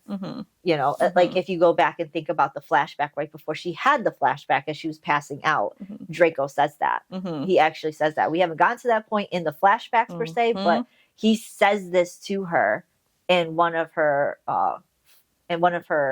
seizure flashbacks. Yes, as she's falling to the ground. Yeah, so it's already noted that Kingsley and Moody are absolutely right, or Snape is right. Yeah, and she also says that she's falling for him, obviously, and that Kingsley says that he hopes she isn't compromised from it, because she says those feelings are they're real. The really feelings she has for him are real. And finally admitting it to Kingsley, to the wrong person. To Kingsley. Why are you not saying this to Draco? Or to yourself? Like, she's acknowledging this here now, which is weird. Not any time before when she's suffering through this. No, she just says she liked the idea that she likes his touch. She liked this, but she never said, no, I have feelings for him. Yeah. And she's, I like this, and I'm shameful for I feel shame for anything that I feel about liking him. But now it's just like, nope, I like him. Yeah, now to Kingsley, these feelings are real though, Kingsley. And of course he's questioning whether or not she's compromised. And what does she say back to him? That loyalty to the order is first on her list. And it is right now. And it fucking is. It is all the way for a while. Yeah, be prepared for being very fucking angry about this. Because I don't know. I wouldn't choose the order over Draco, but especially because they're not choosing her. They don't give a fuck about her. I mean, I'm not saying betray the order. I'm just saying at some point in time, drop the order. Yeah, at some point in time, I would just drop them. I would not be continuing playing this game with them. I would give them what they need to help them out, but when it comes down to it, I'd be like, yeah, if I have to choose between Draco and the Order, I'm done. I'm not gonna choose the Order. I wouldn't choose, but like I said, I wouldn't betray them. I just would be dropping them. I just would stop coming over, especially since you already have a replacement. Yep. Like you're not needed anymore. Yeah, exactly. So, except to leash Draco. That is your only purpose at this point. And it's like, okay, so if you have feelings for him, in your mind, you're okay with leashing somebody just so that the Order could use them. Yep. Like you're okay with that? She even says, I think there's a part in here, because, oh yeah, it is in this, because they go, Harry this and Harry that. We need you for Harry. Because if we know what's going on, we can keep Harry away from that. And it's important by you telling us so we could keep Harry away. And she goes, I was just realizing if I succeed, you'll use me to control Malfoy the same way you're able to use Harry to control me. It almost makes me feel sorry for him. And Kingsley goes, well, he'll deserve it considerably more than you, which I don't understand that. Is he saying she deserves it too? Yeah, he's saying that essentially it's unfortunate that he has to use Harry to control her, but Draco deserves being controlled more than you ever did. So like he doesn't want to control her, but he just sort of has to. But Draco deserves to be controlled, so it's fine that we're controlling Draco. That's like, why is this so shitty? Like I'm sitting here like that's fucking shitty to say. It is shitty, yeah. Especially all that Draco risks and continues to risk to help the Order. And they don't fucking care. They don't give a shit. I mean, they don't even care that their own Order members doing what she's doing. No. To the point where they're like, oh, you might die. Well, let me give you a list of the important things I need you to take care of before he kills That's you. That's exactly what happens. That is what happens. I don't think they say it right here, right now, but Hermione's saying, hey, what do I need you, tell me what is a priority for you. And they're like, oh no, let me get it prepared so you could die. Yeah. I'm going to talk to Moody so that we have a list before you die. I mean, at that point, I would just fake my death and just hang out with Draco I at the shack. Be hanging out with Draco in the shack all the time. Like, I would not give a shit about these people anymore. But I think Draco actually gives a shit, though, about his mission. He does give a shit about his mission. So it's almost like if Hermione isn't fulfilling to actually... So at this point, I would almost feel like if I were Hermione, I would do it to be helping Draco out now. Yes. But there is no way in hell that I would ever be comfortable with somebody that I truly liked and cared for, that I would be comfortable being used just to leash him. Exactly. Just to keep him under the Order's control? Nope. I don't think so. Nope. I'll do as much as Draco wants me to do. Exactly. I'd be like, what do you need me to give them so that they can have it? But I don't really for you to help you do whatever you're trying to do with the Order. Exactly. Yeah, I don't give a fuck what the Order's doing anymore. I mean, I want Voldemort dead, but they're not succeeding in this. I would rather go to another resistance that's actually doing a fucking thing. Also, if the Order falls, she's gonna die if she's loyal to the Order, but she will not die if she's loyal to Draco, and he's there to kind of shield her from whatever the fallout's going to be. Yep. She's just putting all her eggs in the wrong fucking basket. Yeah, here. And Draco would hide her, I'm assuming. Absolutely. He's not saying this right now. But if it came down to it, if Draco is so obsessive and possessive of her, he would hide her from Voldemort, which she would have been safer than if she would have. That's what I'm saying. That's what I'm saying. So, like, if you pick the Order and the Order's going to fall, which everybody already knows the Order's going to die. Everybody already knows it. She knows it here. Draco tells her in a minute too that that's what he thinks. So it's like everybody knows. So why would you still pick the Order when you have somebody who absolutely actually cares about you, who would save you once the Order falls? Yep. It's ridiculous. She's so stupid. She is. So after that lovely conversation with Kingsley, so lovely. I hate them all. Kingsley is such a fucking impersonal asshole. He is. But after that lovely conversation, she goes to the shack, I think maybe the next week or whatever. And he appears annoyed, and he's holding a gramophone. Which, oh, yeah, that's right. I forgot. I wrote this and I forgot. Isn't that like one of those things that has the big trumpet, like the old school? Yes. Okay, that's what I pictured. So he's holding this, and he tells her essentially that she moves like a penguin when she duels, and he's going to teach her how to waltz. I think this is so funny. I think in my heart of hearts, I believe that he really just wants to dance with her. So like, okay, the benefit is also that she's going to be better at dueling, but also you could have taught her any other way. Yeah. But you're like, we're going to dance, and it's not going to be because I like you, because I don't. I need you to be good at dueling.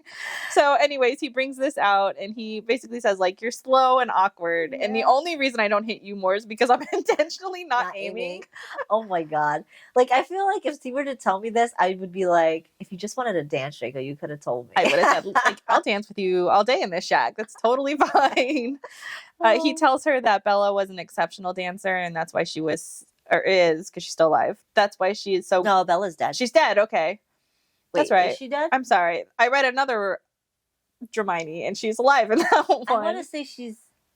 Yeah, she is dead because Mom's dead right now. That's the whole That's right, because they both died in the fire. Yeah. Sorry, guys. Lots going on. He says that she was an exceptional dancer and she dueled with fluidity. And so he knew, I guess, that Hermione did know how to dance a little bit, but she just needed to transfer those skills. I don't know how he knew she could dance. Maybe because at the Goblet of Fire, they had a dance. But, like, were they formally dancing or were they just, like, no, school dancing? They did both. It was both. Okay. It was the ball. So at the Goblet of Fire... they did like they had a Yule ball. Mm-hmm. So they had like in the first part was formal because they had to do the introductions to who was competing, and then after that it just went all out. So they did like an actual like waltz type dance or something in the beginning. Yes. Okay. Yes, but it didn't show Hermione. Maybe she did know. Yeah, she was dancing with Victor Crumb. She was because that was her first boyfriend. Mm-hmm. Which also, I like Victor Crumb too. She's getting all your guys. I know. I did like Victor Crumb. I remember being like, why is he cute? That's right. Speaking of that, I think that's what I was watching The Chamber of Secrets and I was seeing Tom Riddle and I was like, why is he cute? And then I open up TikTok and I'm seeing that there's actual fan fictions of Hermione and Tom. And I'm like, why is this going to be the next thing I read? It's like, if so, that's really crazy because there should have been a huge age gap between them. So it's just like, it's one thing if Tom Riddle still looked like Tom Riddle because he was supposed to be a good looking guy. Yeah. So like, yeah, he is in the Chamber of Secrets. Yeah, he is. He's really cute. I think that's what they're using. I don't know. I haven't read one yet, but it might be on my to-do list. We're I don't so know. Confused. So essentially he gets into position and he says that they're going to start dancing. And he says a great quote here too, which I also love. I do love he says, if a female is responsive and capable of following another person's lead, or essentially saying that it'll be easy. And then he says, if a female is responsive and capable of following another's lead, given that neither of those things are qualities anyone would apply to you, I've resigned myself that it's going to take a considerable amount of time before you manage it so well as a semblance of grace. And he gave her a condescending smile and she said, I'll do my best. Draco, if you want to dance with me long times, like over weeks, it's okay. You don't need to tell me that I'm not responsive and capable of following directions. It's okay. Just tell me you want to dance with me. You didn't even have to. You could have just brought it. I would have looked at you. You could have turned on the music, grabbed me and danced. I would have said a damn thing. Yeah, no. I would be not well. I would be very responsive. Yes, I would probably giggle like a little girl. So I was like, hey, oh my God. Did you just drag me out here to dance? You want to dance with me alone in this shack? Wow, it's so romantic. I know how to summon a bed. So as they're dancing, of course, it goes as well as you think it would. So they're like knees are clanking against each other. They're arguing. He's stepping on her feet. He wore like reinforced steel boots to dance with. I don't know how he could have danced in that. He must be great at dancing then. Yeah, and he kicks her in the shin on accident, and she thinks that he broke something or sprained something. So essentially, they're fighting and bickering the entire time. And he tells her something along the lines of, you're the worst dance teacher ever. And he goes, however shall I live? My secret ambition is crushed. And there's a picture too for that. Dancing. Yeah. Oh my God, secret ambition of being a dance teacher is crushed. I love it. I love it. And then they kept arguing, and Draco rubbed it in her face that the order is only around because of him. Because I think she gets really pissy at him. I can't remember all the words that she says, but she starts verbally attacking him, saying some mean-ass shit. And he's just like, if it wasn't for me, the order wouldn't be around. Mm-hmm. The only reason why they're getting anywhere is because of me. I'm pretty much more of a savior than Potter is. And he reminded her that he owned her and that she has no room to complain about anything. Mm-hmm. And she just pretty much says, I hate you. I hate you. But he was mostly right. She couldn't argue with him on that point. So I don't think she said anything. I think she just thought internally that she yeah. hates him, but that he's not wrong. Yeah, he isn't wrong.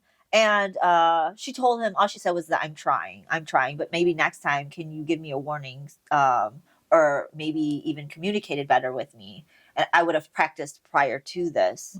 And he told her, well, then practice. And then he left. Which I do also agree with. I do not want to be sprung on doing something brand new. Please give me a warning. And especially if it's a teaching session. Yes, because I would also look it up and research it and read about all of this stuff before we do it. Not you just be like, we're waltzing today and then expect me to be great at it. Yeah. Obviously he's being a dick because that's his MO. Yeah. But yes, I would also like to be forewarned, please. Yeah, it just makes sense. I mean, you're wasting time if you're just going to show me right now. Like, if you would have given me a heads up, I could have done some studying to where by the time we do meet up with each other, I would have at least done the basics. And that's what she says. I would have done the basics so we wouldn't have to go through this. Yes. And waste this time because it's important when we do meet. So that way, maybe you could have showed me something that could have added to what I've already taught myself. Yep. And she's a good self-teacher. Yeah. Self-teacher, self-learner, self-taught. Anyways, she's good at teaching herself. Yeah. So like she's right. She's got a good point there. Yeah, she does. And so she hangs back a little bit because he disappears after that. And she's reflecting on the fact that he is being kind of mean. He's being very resentful. And she notes here that she would also be resentful because he knew what she was doing, yet he was drawn to her, and it had to be difficult for him. Like, to me, this whole situation of this is so sad because he does know what she's doing, that her goal is to get into his heart, and he knows it's happening. He can't fight it from happening. He's trying. Yeah. But he can't. And it's got to make the fact that she's bitching and whining about, oh, he doesn't like me. But then here he is having to deal with the fact that he's like falling for her, doesn't want to be falling for her, knows that this is just a plan. It comes off like it's just a plan. Like, to him, he must feel like he's battling himself. She doesn't really like me. Yeah. She's just doing this just to get me, but it's making me like her and I can't stop. But she's just using me. Like, that's what he's dealing with. And I feel so bad for him. And I hate every time she thinks about this. Because she's not actually admitting anything. No. She's not. She's just sitting there crying and then saying, you don't like me. You don't like me. So it's like, he's like, but then why am I doing this? I know. And she's not doing much to show any sort of that she cares for him. Yeah, she healed his back. But again, it's always going to come off to him like she's doing this to keep him alive for the order. Yeah. It's not that she's doing it because he actually cares. He doesn't know exactly what extent she did to heal his back either. He does not know. He doesn't know yet. But even if he did know, at the end of the day, it's still going to come off like she did it for the order. She didn't do it to save him. She didn't do it because she cares. Nothing she does at that point, no, care. she didn't. She didn't realize it, but we know why. She may have not consciously knew why she did what she did at that point, but we knew that she really did it because she gave a fuck. She didn't. She really cared more about Potter than Draco at that point. She would have saved it for Potter because that was initially what it was for. She doesn't say it yet. She says it later down the road. But that was actually meant to be used for Potter. So he could use dark arts and it wouldn't seep into him. Yes. Because he's already, without having used dark arts, he's already being possessed by darkness. It was also something she was using for her, too. So I don't know. But then she says here, too, that she wasn't lying about her feelings. But no point was she honest with him about her feelings. No. She's not even slightly hinting at it. He's hinting at it because he's doing things to show that he cares. She's just not doing anything. No, because other than just whining that he doesn't find me attractive. She drives me crazy. So, like, after she leaves there, she goes to the bookstore and gets stuff on waltzes so she could learn up on it. And then the next week, Draco shows up with different shoes, and she has a pair of low heels, and he goes, "You're going to wear that while you're dueling?" It's so cute because she's just like, "No, I was told I had to be on my toes." And he said something about her attire or whatever, that it looks like shit. I want to say that's pretty much what he came down to saying. And she's just like, well, I'm poor. I have to get these out of the fucking, what does she call it? The donation bin? Oh, man. She knew most of her stuff did come from the donation bin. And here he comes in looking sleek and sexy and fucking rich. I know. And she's smelling of, like, everything sexy. Of salt. Salty sexiness. She's just poor. She looks poor. She's got poor shoes. Oh my god. So she asked him to start. She asked him to start slower on their dance routine, and he just rolls his eyes, but he agrees to. And then they just begin to dance, and he steps on her toes a lot. She thinks it's intentional. She kicked him on the shin after crushing his toe, and he asks her if all she does is complain because she's still complaining. Mm-hmm. And he goes, she gets right. This is her sultry side, I guess. She squares right up to him. She gets really close to him, and she goes, "I don't know. Is there? Like, are you trying to be sexy Hermione, at this point?" What? Because, like, he asks her about if this is all you do is complain. And she goes, "I don't know. Is there?" It's like, okay, first of all, that doesn't make any sense to say it like that. Yeah. Ew. Because, like, when you were snogging him, you cried like a baby. Yeah, so you were the one who couldn't handle it. Yeah, so don't make it like you're know. proving a point. Like, is there? I'm like, when I read this, I was like, no, that doesn't work because you didn't finish with him. No, you were a blubbering mess at the end of it. So you're just proving his point that all you do is cry and whine. All you do is cry and whine. Yeah, I think so. I think she even realized that was just weird because I think there's something in there that she said in the sentence. But he pulls himself away from her. No, he pulls her back into his arms. Mm-hmm. He gets her really close, and I think they start dancing again. Mm-hmm. It's just so weird. That interaction right there was weird. I think he was just like, okay. Because I would have been like, what's wrong with you? Yeah, like that's... You don't have the sensuality. You don't even know how to be sexy. That's what that is saying to me. You cry when you start to get any kind of affection. So, like, don't try to come off and play, like, I don't know. It was weird. Yeah. So after that awkward moment, he tells her essentially, like, you need to start thinking about how you can incorporate these skills of fluidity into your dueling. And she told him that she'll dance around the dueling room. And he told her, that's your life. Whatever you want to do, girl.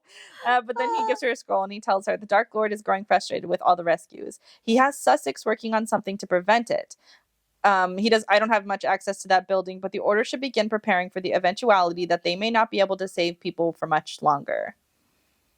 Well, that's where it starts. It's starting to get bad. Yep. It's not going to get any better for them.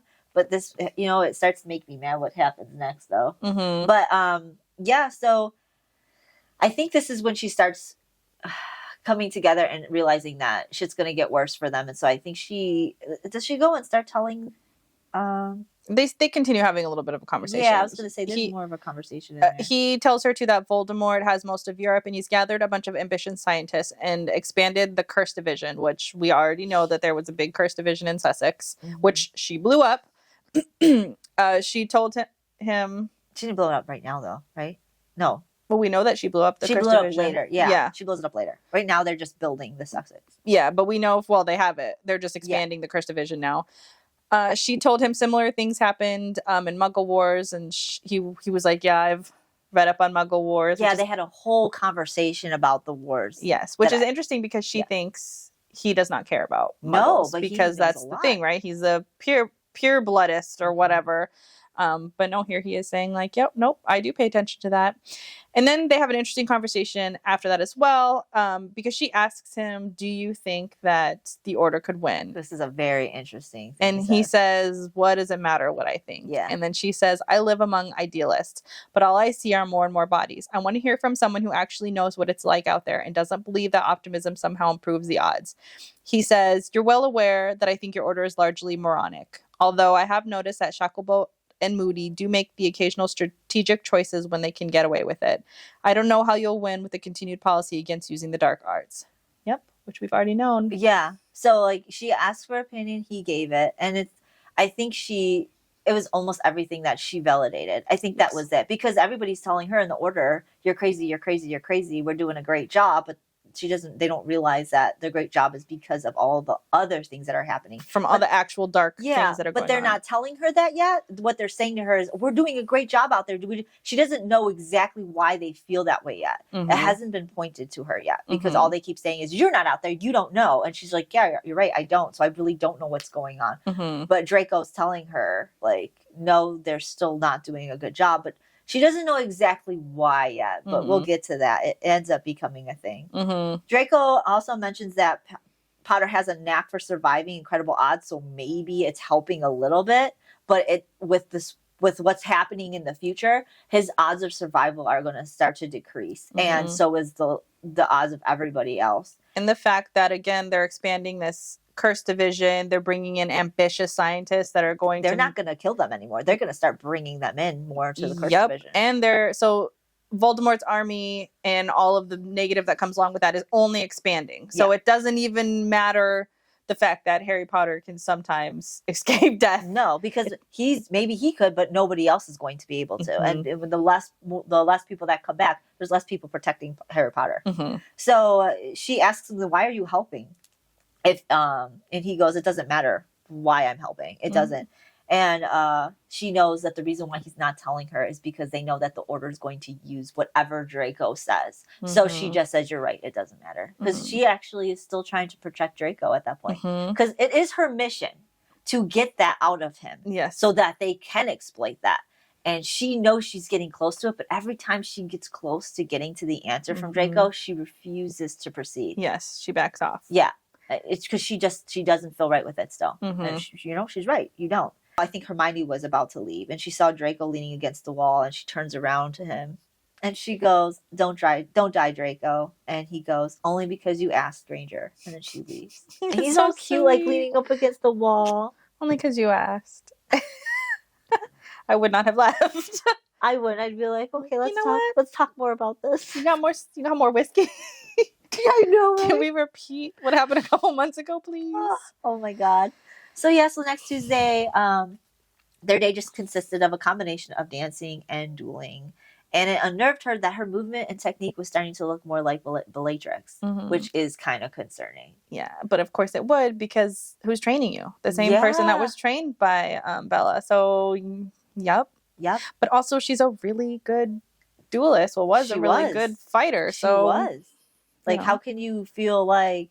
I mean, at some point in time, even if your enemy is your enemy, if you could recognize their skill, which you should be, you should always be studying your enemy. Yep. If you could recognize their skill and see past the bullshit that's happening with your enemy, and you could just look at skill, you could actually sit there and be in awe of it. Because in my opinion, I'm always going to see my enemy as somebody, if they're my enemy, that means they're at some point, some level with me. And if you're going to sit there and talk mad shit about your enemy and not actually pay attention to who they are as a person, you're also insulting yourself. Yep. Because if you're saying they ain't shit, then why are they your enemy? Yeah.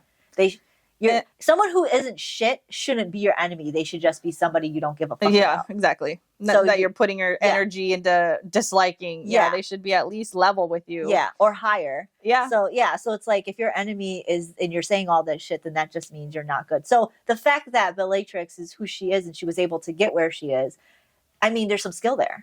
And even though she recognizes the skill, it's still unnerving to her. Yes, which makes sense. It makes sense. But she's not saying it's bad. She's just saying it's a little unnerving. I love this part that's coming up. So they're practicing and they're dueling.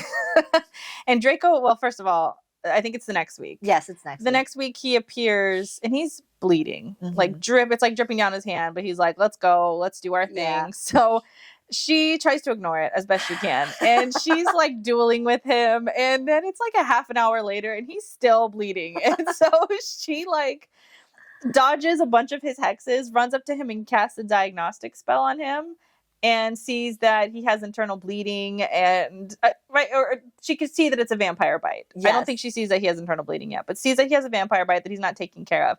And then I believe she throws a stunner at him, and it magically made it and knocked him out, and he fell down to the ground. She was so astonished. She was like, "Oh shit. I can't believe I just stunned him." Well, she also accounts to, I mean, I can't be that good. It's probably because of blood loss. Yeah, yes. At least she's smart enough to realize she would have not gotten off on Draco. No, yeah, just because he's like been losing blood for who knows how long. Yeah. So she runs up to him, and I think she does more a diagnostic again and sees that he has like bruising and internal bleeding. Obviously the vampire bite's still there. So she conjures a bed and puts him on it, takes his shirt off. Oh, this part. And she's looking at him, of course, like she always is, and he's pale, and this time he's tense, though. Yes. He's more tense than normal. And then so she gets to work healing the vampire bites. And then she's thinking to herself, like, why didn't he heal himself? Is he trying to punish himself for this? Yeah. And then I think he gives him a blood replenishing potion and then wakes him up. Well, while she's waking him up, though, she's like holding his hand. Oh yeah, she takes to her it and like cheek. And like I think with the other hand, she's like caressing his face. Mhm. And she's saying that the reason why she's doing it is to make sure that the warmth is returning to him. Yeah, okay. You had to put it next to your cheek. You could have just held his hand. Yeah. She's like touching his face along his jawline and like putting her hand on his cheek. And I think when the blood starts coming back, that's when she puts her hand down. And I think she's holding his hand while the blood's coming back while he's waking. Yeah. But like, she gets him redressed too. Yeah, she does as he's waking up. Mm-hmm. Yeah. Oh and like God. Puts cleaning stuff on his clothes and stuff.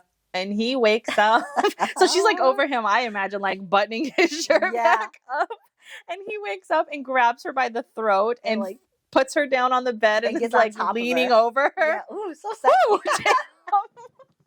And he's like really close to her face. Close to her face. And he says, he looks enraged. It looks like he's on the verge of strangling her. Yeah. But then he recognizes her. Yeah. Like at the last minute and is like, what the fuck, Granger? He becomes more confused. And then they're on the bed. That's why he's just like, and he's over her. Yeah. And she says, I think at this point he's like confused. They were on the bed together. And that's when she says, yeah, you were hurt. Yeah, you were hurt. And he says basically that he almost killed her because she was meddling. And he gets really upset that she healed him without his permission. She's just saying like, look, I don't want to duel you while you're injured. You already know that you've been bleeding. You had a vampire bite that is just going to keep bleeding. You lost so much blood. Yeah. If you don't want me to heal you, then you need to take care of this before you come here. Mm-hmm. And she tells him you were bleeding inside and out. You have got, if you would have gotten it take care of in time, none of that stuff would have mattered. But like, you pretty much were like dying. And he goes, you removed, because she said something about you got new scars. You got new scars. He's like, you removed my clothes. Mm-hmm. And she goes, just your shirt. Don't look so astonished. I'm a healer, Draco. It's not as though I've seen you shirtless for the first time. And he goes, don't heal me without permission. Mm-hmm. Like, he's got a point. He does got a point, but she also has a point. You can't just be dying in front of her. Yeah, like, come on. That's her job. I mean, I agree on both their accounts. Yeah. But Draco is fucking stubborn in this. Yes. And the reason why I think he's being stubborn in this is because every time she heals him, she gets closer and closer to him. Mm-hmm. And he noticed that the last time they almost fucked because of it. So he's kind of trying to push it away. But at the same time, then get a healer. Yes. Get a healer. So that she doesn't feel compelled to do. She's going to be compelled every time she sees you to heal you. I feel like that's his way of still like, there's another book. It's like he wants it, but he doesn't want it. Yeah, and there's another book I'm reading that kind of cognizant of this too, where he doesn't want anybody else to do it. Yes. Does that make sense? Yeah. Mm-hmm. So it's I almost feel like Draco doesn't want somebody else. That's Hermione. Hermione's healing. Yeah. But he doesn't want Hermione to heal him. Yeah. So that's where the runes come in. Yes. It's that back and forth confusion where I want this, but because I'm not getting this because of this reason, then that means no one else could do it. And he doesn't want her to get close to him. I think not because he's scared of what that will make him do, but I think it's because he still thinks that she's only in it to use him. Mm-hmm. I think if he knew that she really genuinely had feelings for him and she would choose the order over him, he would obsess. He would go. Oh, he would go ham. Oh, he would be all over her. The cute thing about this too is while she is saying this and they're having this conversation back and forth, mm-hmm. he's still over her, but his grip on her is like very loose now, and he's like turning her head back and forth. Just like analyzing to make sure he didn't hurt her. Yeah, I think he's like got her chin too, and he's like going back and forth like, as he's listening to her, and he's constantly doing it over and over and over again, and like lightly brushing his thumb on her throat and like looking, and she's talking to him. At one point in time, she grabs his wrists and looks at him and I think that's when she says, "Get a healer, Draco." a good one. Put them on retainer and call them when you're hurt. Please, please get a healer. And she's like pleading with him, and she's like stopping him from doing what he's doing. Yeah. And like they're locking eyes and they're like super close to each other. And he gets closer. Yeah, he gets so close. He comes down and he like puts his lips hovers right above her lips. And then he does what he fucking always does. And he starts laughing. And then he says, "Do you really think I'd kiss you? You know, it amazes me that someone like you has managed to stay friends with Potter and Weasley for so long." And she says, "Someone like me?" And he says, "Someone with no lines they won't cross. With Potter and Weasley's righteousness, I would have expected it to end things for you by now. What, did you think I was referring to your blood?" And she goes, pretty much, because, well, she actually knew he wasn't referring to his blood. I think she was referring to like her appearance. But she ran with the racist thing because she felt like, I'm not going to acknowledge this again. So I'm going to just use what he said. And she goes, well, you were the first one to call me a mudblood. And he essentially says, he brings up an interesting, like, it's almost like he doesn't believe in this either, because he's just sort of respouting the nonsense. He's just sort of saying, mudbloods are taking over the fucking world. Us purebloods have to hide and pretend, make things convenient or comfortable for mortal or mudbloods and humans too, because they have to hide muggles. I don't know why I was saying mortals, and so he's saying he's sprouting all of this stuff. He's also talking about how his father had prepped him for success at Hogwarts, and here she comes beating him and all. Like because she makes a statement like, "Are you afraid that I'm going to come and steal your job?" And he essentially says, "Well, I was prepped for success at Hogwarts by my dad, and you came and you were acing all of the classes, you were beating me and everything, and then I make it onto the Quidditch team, and then you say shit about me that I'm only on there because of my dad's money." Which, to be fair, his dad did buy all of them like new Nimbus 2001 or something like that. He said it was after he already got on the team. He earned his spot. Yeah. But then after that comment, everybody was just like side-eyeing him and assuming that his dad bought him.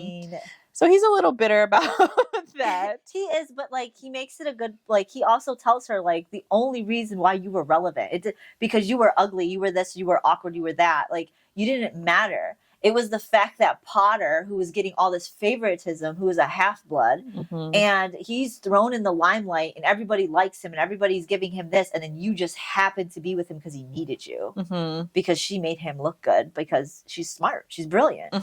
So he was like, that's the only reason why you became a target. Yep.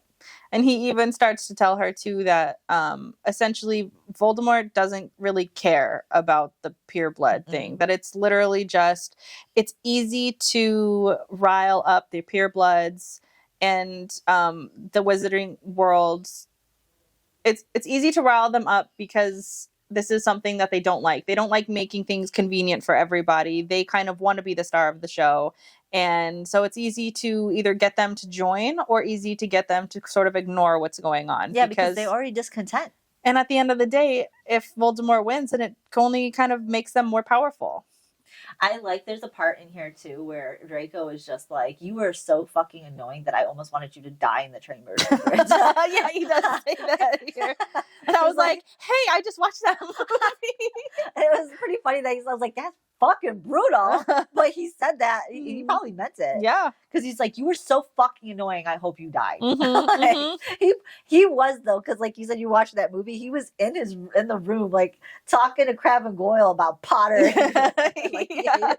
I love it. I love it so much. He's so bitter. Yeah, he's so bitter. So he gets closer and closer and closer to her. And she's liking it, but she's scared at the same time because like her pulse was racing. I think she did want him to kiss her. Yes. And then she starts getting scared. It says in here, his touch was terrifying and thrilling. And then said to him, we're just a means to an end. Meaning the mudbloods. Yeah. Yeah. Because it's not really about them. They're just a means to an end. Voldemort just wants power. And this is the easiest way to get power. To use them. Is to act all racist. Yep. Is to use the hate. Using people like, sometimes people use hate as a stronger way of getting things done than love itself. Yep. And that's that love and that good versus evil, the love versus hate that's going on. Voldemort is using hate to control people. Harry's trying to use love to control people. And at the end of the day, either one of those things, controlling is just shit. Yeah. You shouldn't use either one of those things to control a person. No. But also at the end of the day too, like, you're not going to rile a bunch of people for the love of mudbloods when you have so much pure bloods running through the wizarding world. That's why it's so easy for Voldemort to be able to use the hate. Yep. Because, like we said, it's easier to either get them to fight for you or just sort of ignore it and really not pick sides. Yeah, because the purebloods also have the generational wealth in the wizarding world. Yep. And Harry is half, he's half-blood, so half of his part, like, he's rich too, in a sense. He's got a lot of money, but now he's not. Because all his money went to the war. But he was a rich, affluent family as well. So, and then this scene happened. Oh, is this the scene now? She goes, first she gets Hermione gets really close, Hermione gets like really like upset about it, and then I think that's when her eyes, oh no, fuck it, I forgot. Draco starts to like put his hand down between her thighs. Yes. And like rubs his thumb up against her inner thigh. Yeah, so he locks eyes with her. Yeah. Moves his hand up his side while they're saying all of this, right? And then yes, he does press his fingers into the apex of her thighs. Sensation shoots through her nerves and she gasps, and cold horror crashes onto her. She jerked away from him. He removes his hands and he steps back, and then she retreats to the other corner of the bed. Yeah. And she starts shaking, and she's understanding that he was touching her because he could. To put his hands on her because, again, to claim the power back. Yeah, she's not seeing it as a loving, affectionate touch. She's seeing it as a cold, calculated, I'm using you. I'm using you. Yeah. I have the power here. I can touch you when I want, how I want, and there's nothing that you can do about it. She says that it amused him. Yeah, her reaction to this. She says that she feels sick and that she could still feel his hands on her. Draco didn't have to debase her. She would do it herself. Yeah, because she was willing. She is willing. Yeah, she put herself here. Yeah, and she wants him to touch her, and she's starting to realize that, and it's scaring her and it's terrifying her. And Draco's like laughing at it because he wanted her willing, and she is willing, and at the same time all that's happening. And so, like, when she's pushing away and she's realizing it, she goes to him, is there any more information? And she's realizing the irony in that. And he smiles. Because he also realizes the irony in this. Yeah. It is essentially exactly like the apex of what their situation is. She's whoring herself out for information. And willingly whoring herself out for information. And damn, he knows how to, like, stick that knife right in. Yeah, he did it really well. So yeah, he smirks. He proves his point with a smirk, and then he pulls out a scroll. She takes the scroll. She stood up and left. Now, I will say this whole scene is very akin to what happened earlier when he, like, corners her up against the wall when he's drunk, and then like the next time he's saying some really evil things to her. This is very akin to that moment where it's like, it's almost like he was gonna kiss her. Yes. And then he was like, I can't kiss her. And so he resorted to being as evil as he possibly could and doing the most outrageous evil things so that he could push her away. He does that all the time. He does it. And he does it so well. Yes, I know. It's like a work of art watching I know. I love it. Yeah, so Hermione takes it. She goes to her Grimmauld place, which this part pisses me off. Yeah. We're probably going to shorten a lot of this so we can get to our main points that we want to discuss. But, like, she gets to Grimmauld place and she realizes that it's almost Christmas. Oh, no, this isn't the part yet. She starts doing her little Christmas gifts right now. Yes. So she does her Christmas gift. She gets it ready.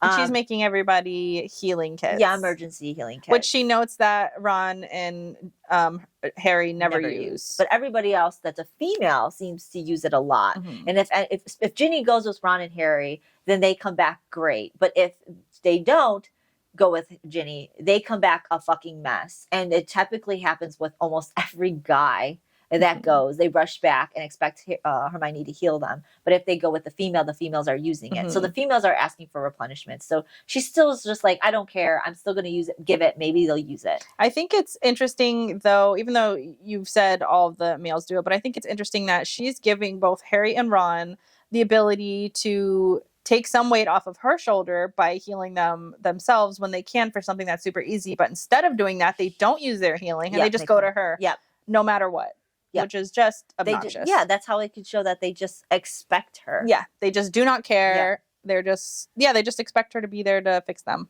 So Hermione ends up getting a pack, an extra special pack, and comes and goes to the shack right around Christmas time. I don't think it's Christmas Day yet. No, I think it's just their next visit. It's right around Christmas time, and she gives Draco. She tells him, "I have a present for you," and she gives him a healing, a special emergency thing, and it has like extra expandable spots. There's more stuff in there. It's a whole like 4 or 5 pages of this explaining this pack. She goes through and explains it to Draco, and Draco's like, I could have just bought this stuff. And she goes, well, now you could refill it. You just need to carry this with you. And she gives him a bigger one, she says, because he's not going to heal himself or get a healer. So she wants his to be extra. And he is healing himself. So unlike Ron and Harry, he does heal himself. He just does a shitty job of it. Yes. And so she makes a point of that and says, I'm going to teach you a special diagnostic charm. And he goes, I already know how to do this.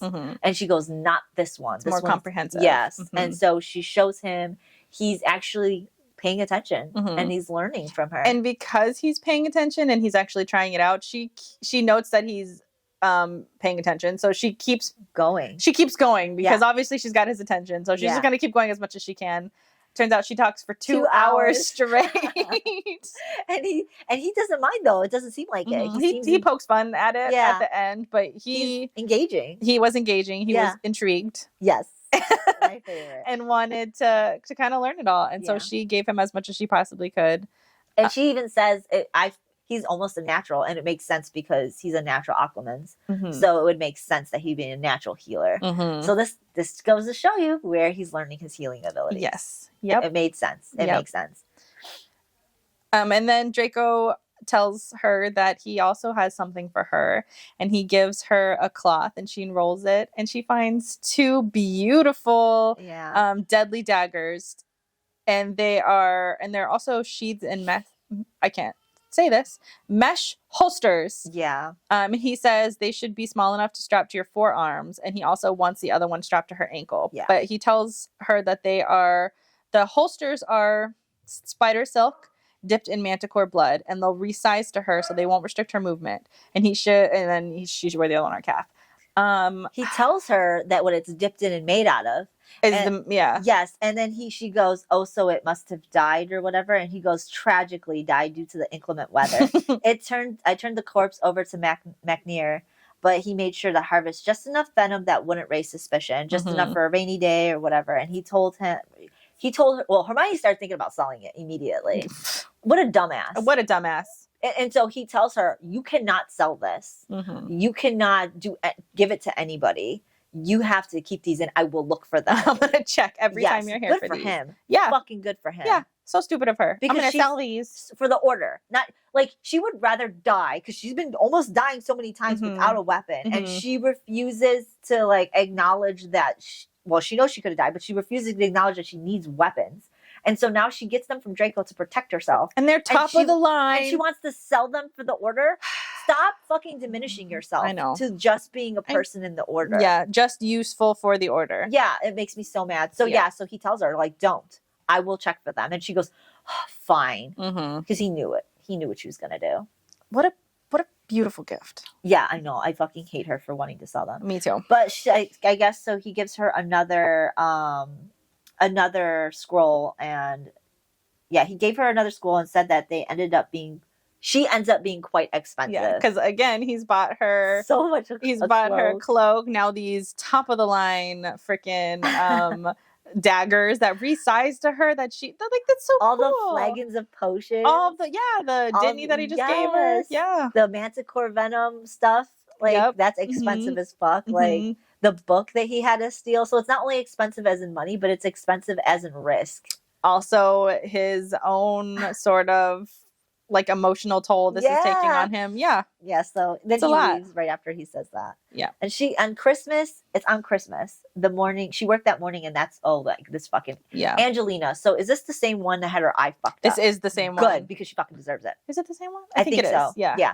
So Angelina, she was the one that Hermione saw right after she got out of the fucking cell and at the infirmary, I would say. Yes. And she's the one with the fucked up eye. So in this chapter, she sees Angelina because she was injured. Yeah, she got hit with like an acid curse to her knee and some other thing to her during organ. some kind of raid. Mm-hmm. And it was she almost died, but Hermione was there and was able to heal. But the thing is, I think when she got in, Padma and Poppy didn't have the extensive medical training to heal Angelina. Yeah. So Hermione ended up being the one. I don't think she said medical training. I think she said that they don't have the like mental ability really to, not like they're dumb, but like they don't have enough understanding to create counter curses. Like they're just not mentally on that level. Division. Yeah. Because Hermione is the one that actually does the counter curses. Pomfrey is mostly the healer,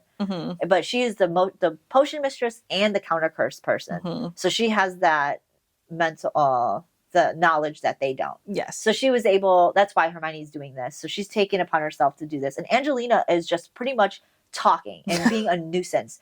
So we're going to probably try and summarize most of this conversation. But what just going to make us mad. Yeah. Because we want to talk about it more. What it came down to is Angelina was saying, we're winning. And the reason why we're winning, haven't you seen the raid? Well, first, she calls Hermione out for how Hermione is. She's like, you're so much different than how you were in Hogwarts. You kind of walk around either depressed or mad, and you should be happy because we're winning. Yeah. And Hermione's like, what do you mean you're winning? She goes, we're what? That's what she says. We're what?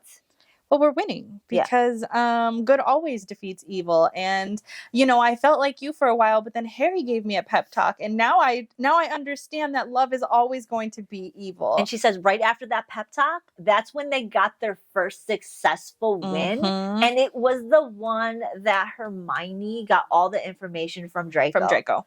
So they're saying their success comes from their light, when it was actually all these things that they're saying they're winning from is coming from Gabrielle and Draco's information. It's coming from the torture division, and it's coming from the Draco handler. The Draco's handler. And so she's having an epiphany right here. Hermione is understanding that they are thinking every time they're successful as a result of what Hermione's doing is what she likens it to. She's understanding that it's proving their mythos, that because they're so light and they're so good, that's why they're winning. So she's sort of feeding into this, unwittingly helping to promote this idea within the order. So the whole thing of her being like, no, we got to use the dark arts. We got to use the dark arts.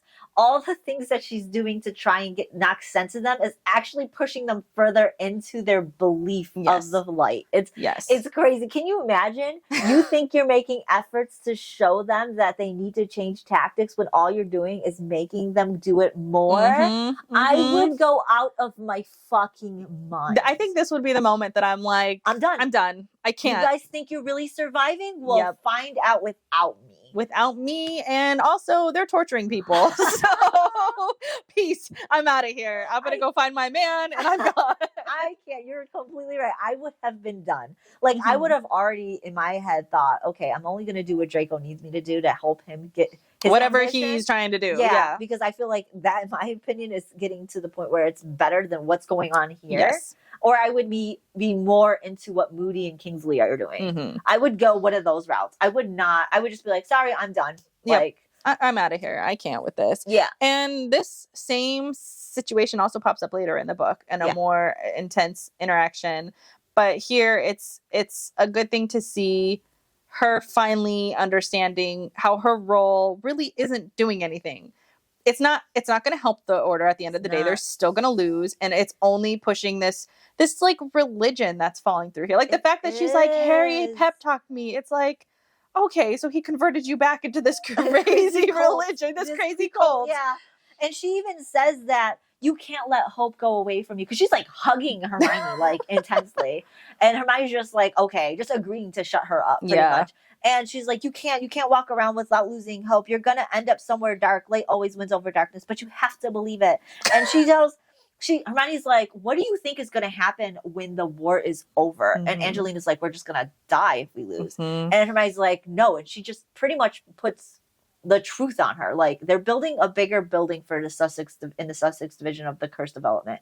We're all going to end up as livestock there. We're not going to die. We're going to be tortured. And the people that did come back, that were saved, that were rescued, I had to deal with that for months. Like, and them begging to die. They were begging to die. They wanted me to kill them. And that's so important to point out because Angela was the one who bumped into Hermione in the very beginning and told her, you were right. And to let your Gryffindor die. Yep. She told, don't escape. Don't do anything. Let your Gryffindor. Where's that fucking light, bitch? Where is it? Where is it?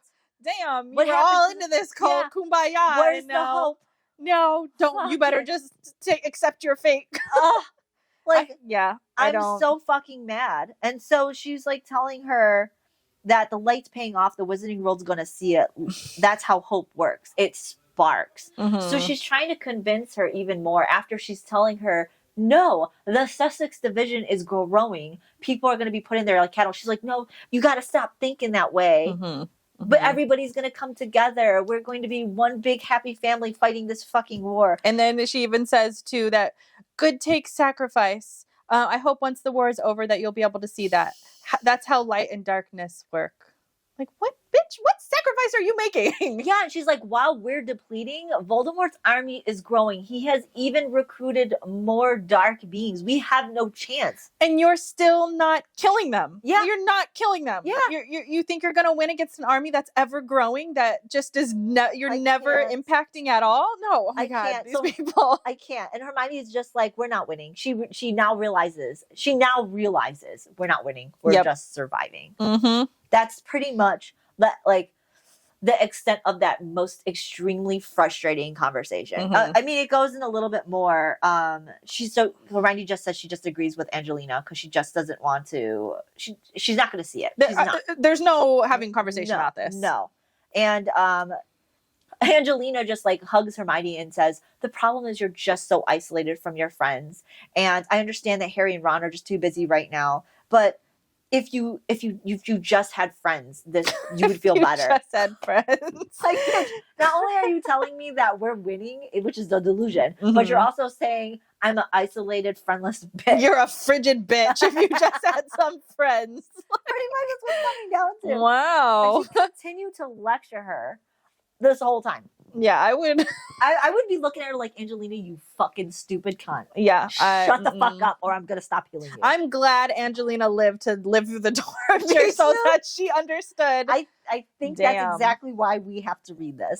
So that way we're just like, oh, Angelina, oh man, her eyes fucked. That's sad. No, bitch, you fucking deserved it. You're lucky all you got was an eye and now you're somebody's slave. Like, I don't know what else to tell you. This is your own bed. At this point, like, Hermione and Angelina's conversation gets so fucking stupid. Like, I'm sure we'll talk about it a little bit more, but Hermione just realizes, you know what? Fuck this shit. I'm just gonna throw myself into the Draco stuff. Yeah. Good. Because, God, finally. I know. But it's still frustrating because even though she's throwing herself into the Draco stuff, she's not doing it with the motive of like, I want to be there for Draco. No, she's still order first. It's always the fucking order first. It's never not the order.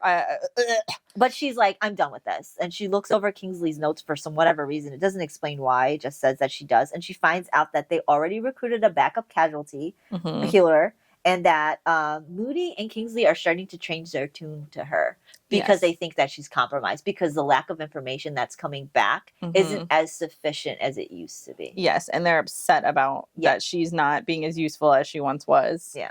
And she also notes that they want Draco collared and Hermione. Maybe Sue. Maybe. Hermione is stalling, which she is. She is stalling because every time she gets close to uncovering his motive, she sort of backs off a little bit. She does, because she Mhm. just doesn't want to actually go through with it yet. She doesn't. I don't blame her. I don't blame her either. If she would just acknowledge her feelings about this, Yeah, her and which Draco she could get on she the is same page. slowly doing. Every once in a while, she acknowledges it, but then she steps back. I don't know. If she would just acknowledge it to him, I would be a happy camper. I'd be Just grateful. fucking leave the order. After the Yeah. conversation with Angela, I would be done. Yeah. Or Angelina, I would be yeah. so fucking done. I know, me too. I'm so frustrated. Like we kind of left a lot out.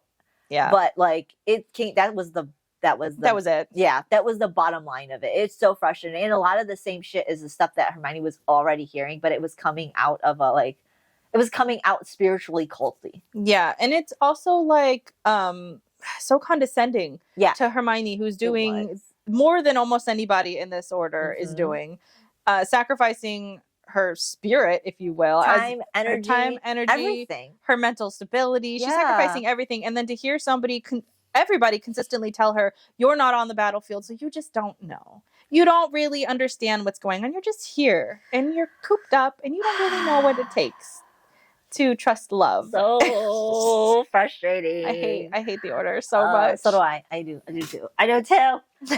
Well, I mean, I don't think it gets any better in the next chapters either. No. I don't recall what exactly happens, but there's more of this order bullshit. It's on for a while. It's always. And Hermione is just hell-bent on making them her like fucking number one. Yeah. Ugh. I know. I hate her so much sometimes. I know, me too. But anyways, that's the end of this episode. We'll be here next week for 21 to 25. Yes. That was slow. I almost didn't get that. Anyways, we're on all of the socials, TikTok, Instagram. We're also on Amazon Music and Spotify. And we're on YouTube if you're listening to us elsewhere. Don't forget to like and subscribe as well. Oh, that's... Yeah, and comment. Please comment. Yeah. We love to read them. But yeah, we'll be here next week, same time. Thanks for joining us. Bye.